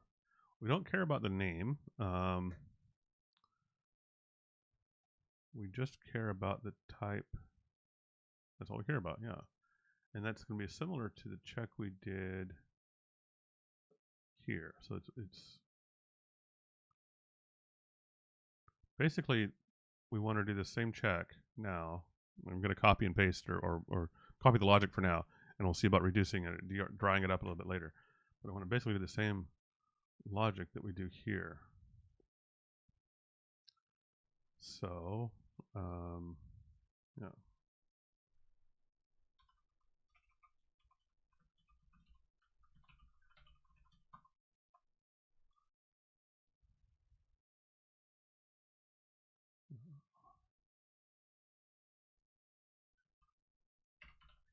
FT for field type. F dot type dot type. Case. What do we have in our analyzer here? Select our expression. So this is the simple one. Yep, okay. Equals. You know, I don't know if I need to do that. What I want to do is just run this against that field, because there could be multiple fields, right? In fact, I should probably add that. But let's see if maybe this is all we need to make the test pass. It is. That was really nice. Okay. Just clean up that go mod. Okay, let's commit that. Non-embedded struct fields. Now let's add the one that actually is valid and make sure it passes. Does anybody else ever get lost with their alt tabs like I do sometimes? So I'm going to add the one that actually is valid, that should not fail, and that's this one.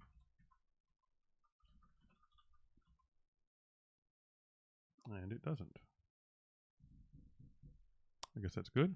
I'm not sure why it doesn't, but it doesn't.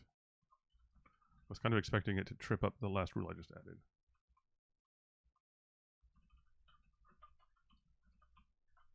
I'm going to remove that from my note here too.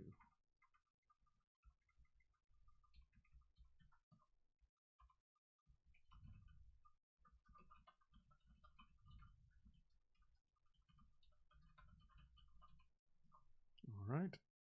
Now what I'm going to do is add for a field of a slice. So let's do this. This one should fail. And I expect it will not. And it does not. I just realized I didn't make this one fail, this test. Not exactly sure how I would do that in this case, since we're literally checking for the absence of problems. It was kind of difficult to make this test fail. I'll think about that. If somebody has a bright idea how to do that, just let me know. But I don't know how to make this test fail. Going back to what I was saying earlier about a test should fail to prove that it is testing things. All right, so I'm going to try to do this one next.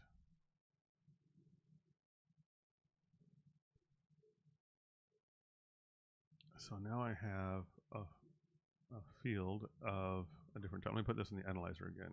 I have an idea what it is, but I wanted to see it to be certain.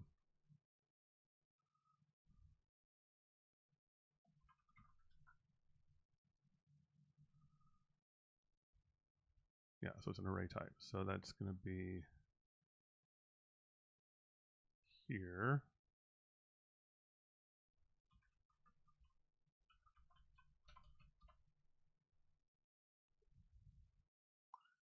Now we're going to get to the case where we want to do this sort of recursion thing again. I wonder if I can do all of this in the same struct. I bet I can. Make it easier than rewriting all of these tests over and over again. Let me see what that test does. Yeah, okay, that's nice. So then I can also do SL2, blah, blah, blah, JS.object. I want the exact same failure here. I should have 2 failures now, and I do. Great. Let's see if I can knock both of those out at the same time with similar logic as I have here. Let's just maybe copy this.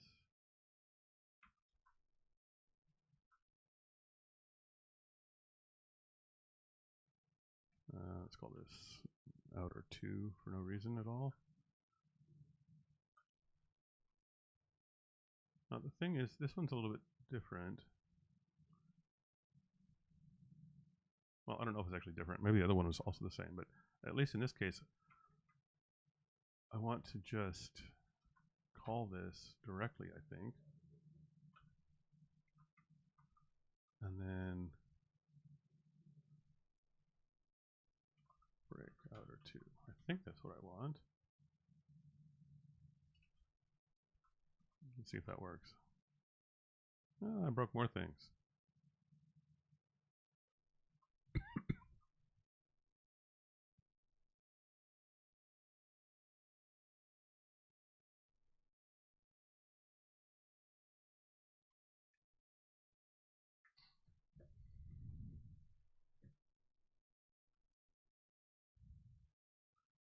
This is interesting. So I'm actually getting...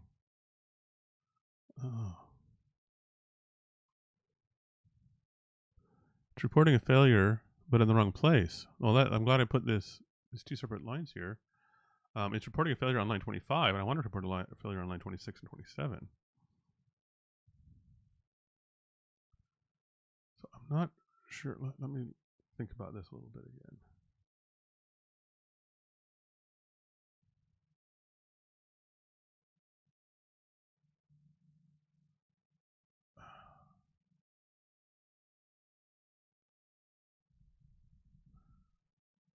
I have a feeling I'm not sure. I'm going to add the failing tests to.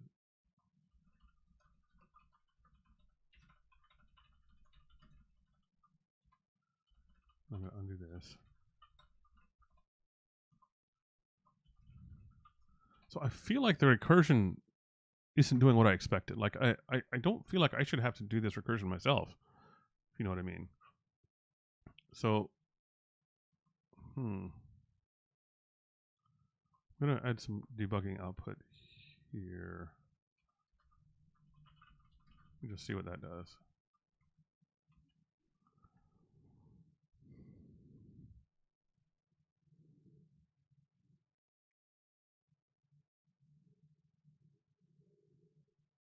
It's not very readable.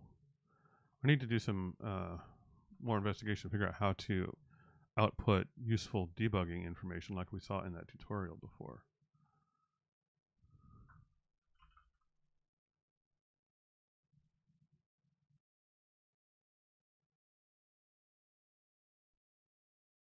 It talks about the printer thing here, but how do I use it? Let me ask ChatGPT.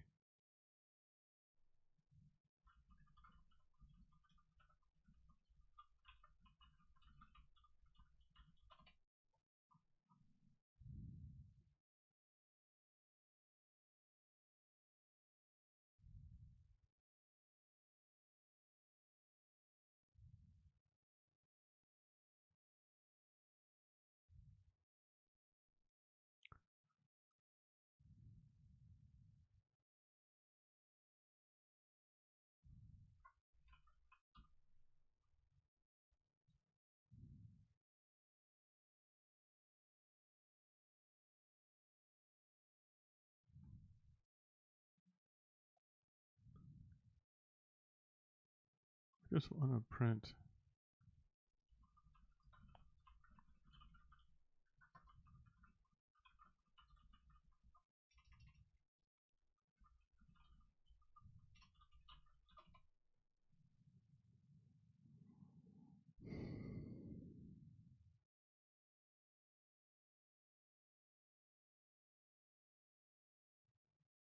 With offset. Okay, let's try this.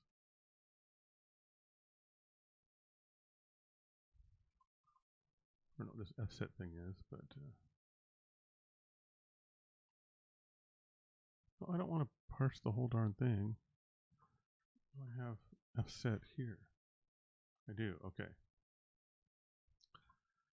Printer dot.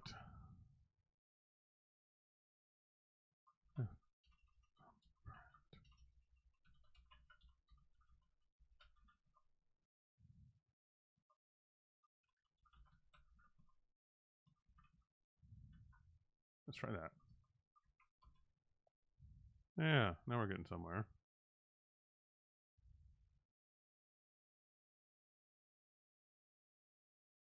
Yeah, so it looks like it is recursing here. Like this.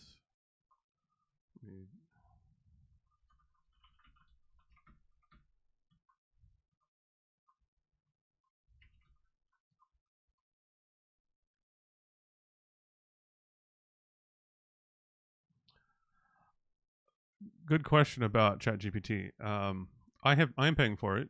I don't use it that much, but definitely ChatGPT 4 is a heck of a lot better than 3 when it comes to Go. I actually have a series of videos on this. I did a video on ChatGPT 3. I'll give you a link here in a minute. It was absolutely terrible. Like it was completely worse than worthless with Go. ChatGPT 4 is actually pretty good though, and actually I'm probably using GPT 3 here. Let me see what I'm using today. I should probably use 4. Yeah, I'm using 3. I should be using 4 since I'm paying for it. But let me give you a link to those videos.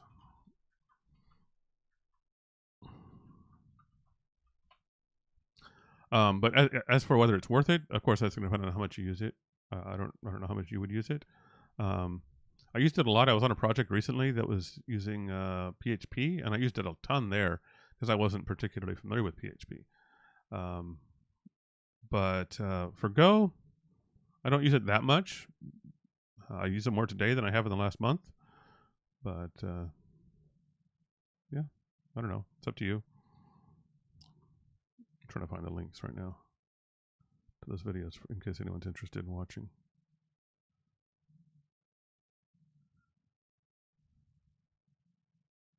So here's the link to ChatGPT 3 versus Go, and I'll find the new one next.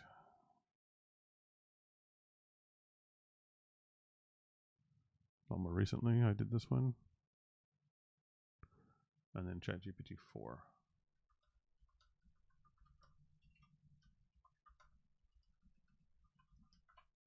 So have a look at those, and maybe that'll help you decide if it's worth paying for ChatGPT 4. All right. I'm going to end here pretty soon, but I do want to at least have this printing something and maybe leave a note for myself for next week. What was I doing here? Well, I suppose just the failure of these tests would be enough note for next week. But I'm getting close to something useful here, I think. Whoa. Let's improve this a little bit.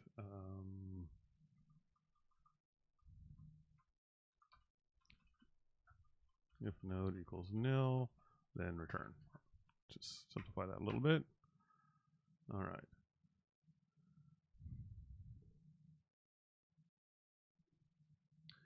Yeah, so this is interesting to me that this tells me that my recursion adventures were not necessary, because the the traversal of the AST already does that recursion for me. So I just need to check for different types basically, and that should solve all of this. So like I don't need this at all. So maybe I can see if I can solve that quickly today. What that means is that there's got to be. I did something wrong.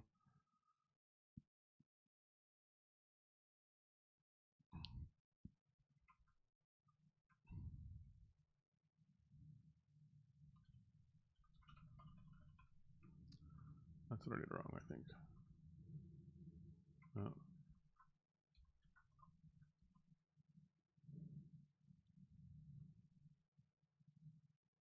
Okay, so still failing as expected.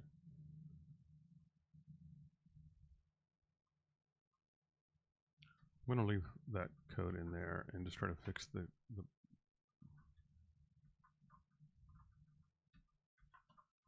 I have two broken cases here. I should be able to just fix those and then see how things go. Look at this again.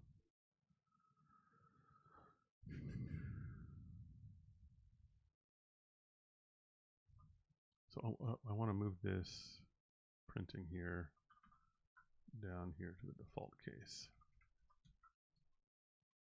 This will print the ones that aren't being detected.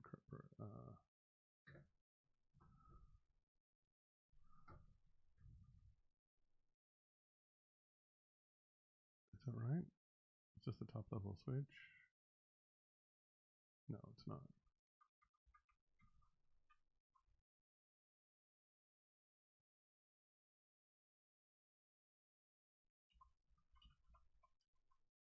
And that's where I want that to go. So these are the nodes. I want to print a little bit more information than that though. Let me do this.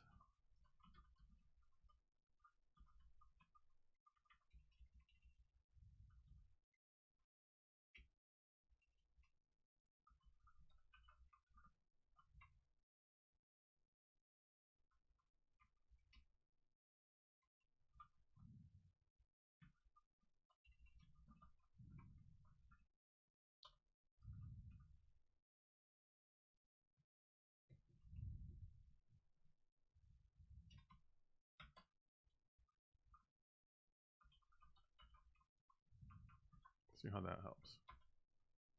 I did something wrong.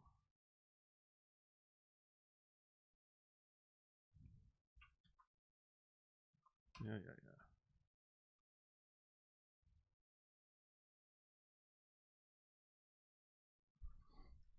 All right, so I need to do an array type check on this outer one, I think.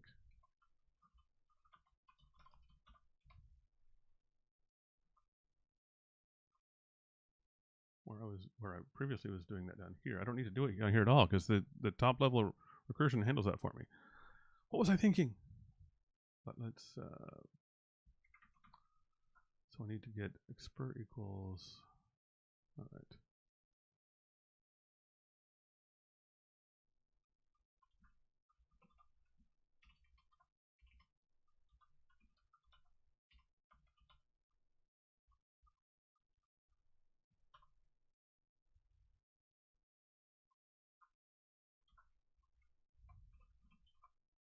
Whoops.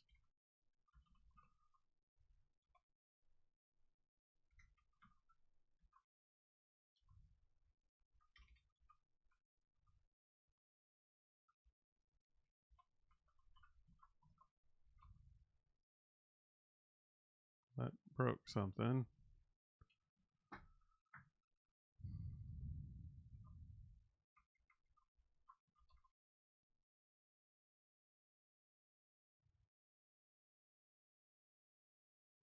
Unexpected diagnostic on line 9. Am I getting 2 diagnostics there? What's happening? And then 11, and then 17. I'm confused about that. But these are working now. I must be doing it redundantly. I am okay. That does make sense. I am definitely doing it redundantly because I'm doing it down here too. So let me get rid of this. Let's see if that solves it. Hey, hot diggity dog. Let me commit that, and then I'll clean up my debugging.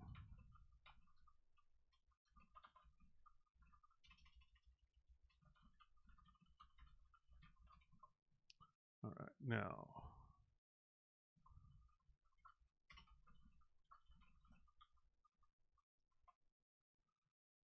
I'm going to do something that's a little bit unusual for me and leave this code in place, but comment it out. Because I probably going to want that a lot.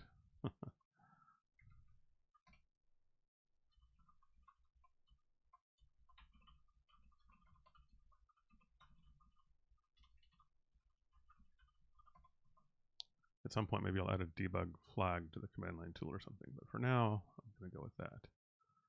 So I'm feeling good about that. That handles this. Let me do a couple test cases here. I think these should already caught, but I just want to be double sure. Yep. Now let's see about an embedded struct. Or not embedded, but a recursive. I guess it's embedded. Just not in this Go sense of embedded, but I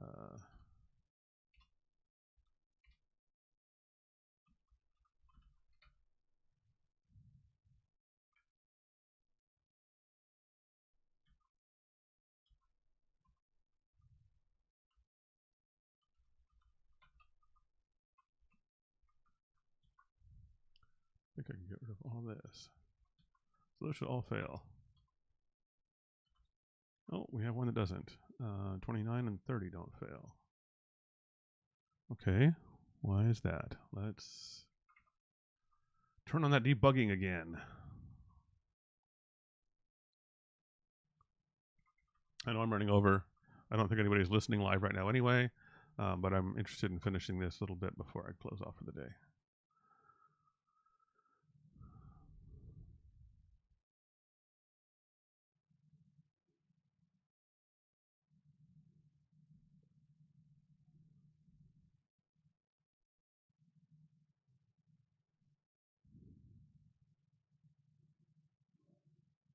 So it's interesting. It looks like the struct definition doesn't get recursed automatically. Does that even make sense? That doesn't make sense to me, but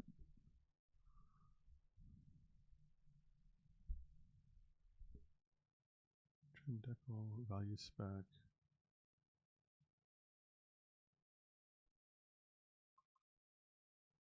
I also forgot the equal signs here. That shouldn't matter, but I'm going to add them back again because I like to be consistent. I need to put the closing curly braces on each of these.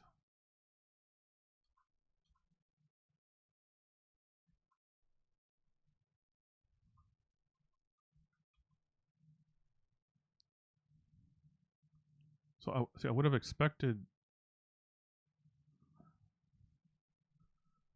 to see this, and then each of these, and then this one as separate, but it's not quite happening. Although maybe it is. Yeah, here's ST. What's this? In the field list. And then J. So we're examining J and A5. Why isn't that happening?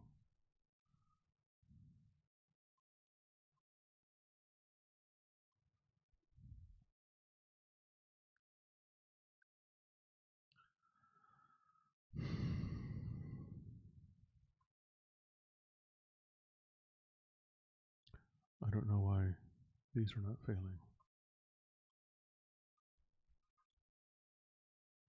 or why they are failing, why they're not being triggered. So line 21 have an unexpected diagnostic. What does that mean? Oh, it's triggering on this line. And then 30. Okay, so this one's working, but this one's is happening on the wrong line. Oh, I know why that is. I think, although I don't know why it's not happening here. But let's see if I can fix it. I think that this struct type thing may not be necessary. It's going to break something else though. 21 and 30. Line 21 is broken. Line 30 is broken.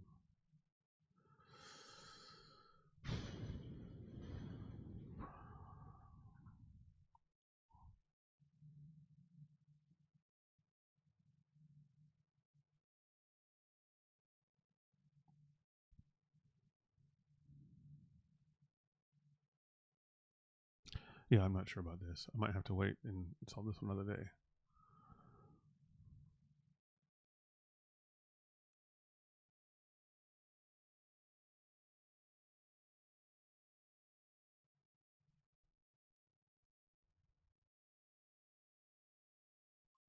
Now I have 29, 6.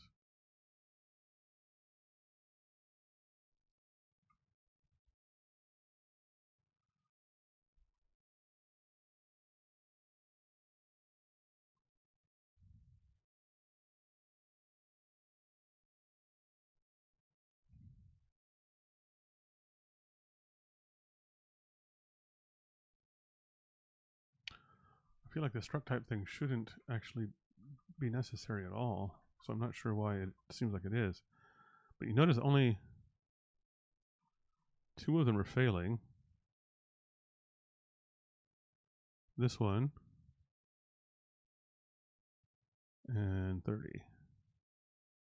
And this one. Okay, I have an idea then. What's going on? Whoops! It's not that I shouldn't be checking struct type. I should be checking whatever is the next level down from that.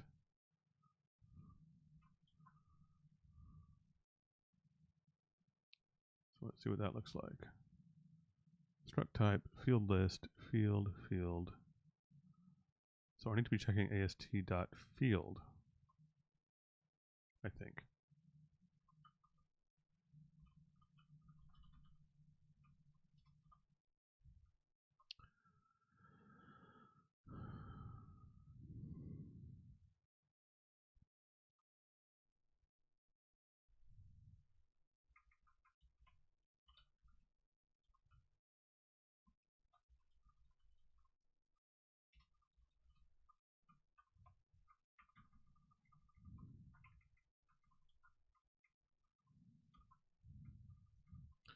Let's see if this works.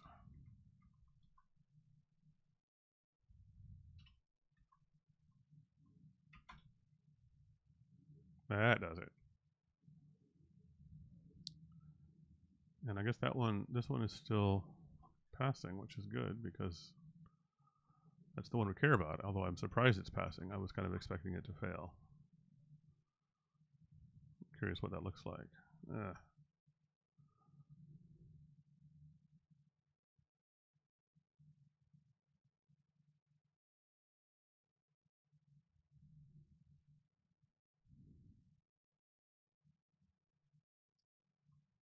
Well, I'm not going to worry about that right now. It looks like it's working. I'm going to commit this.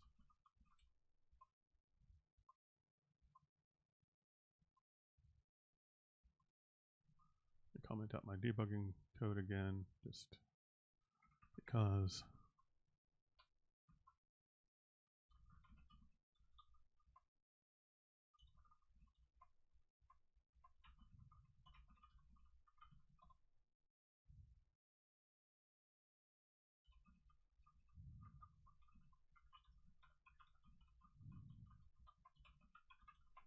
All right, I think we're making progress here. I'm going to push this up and make a pull request and get that merged into mainline. And then next week, I plan to be back and we'll do some more of this. Thanks everybody for watching. Hope to talk to you later. Cheers.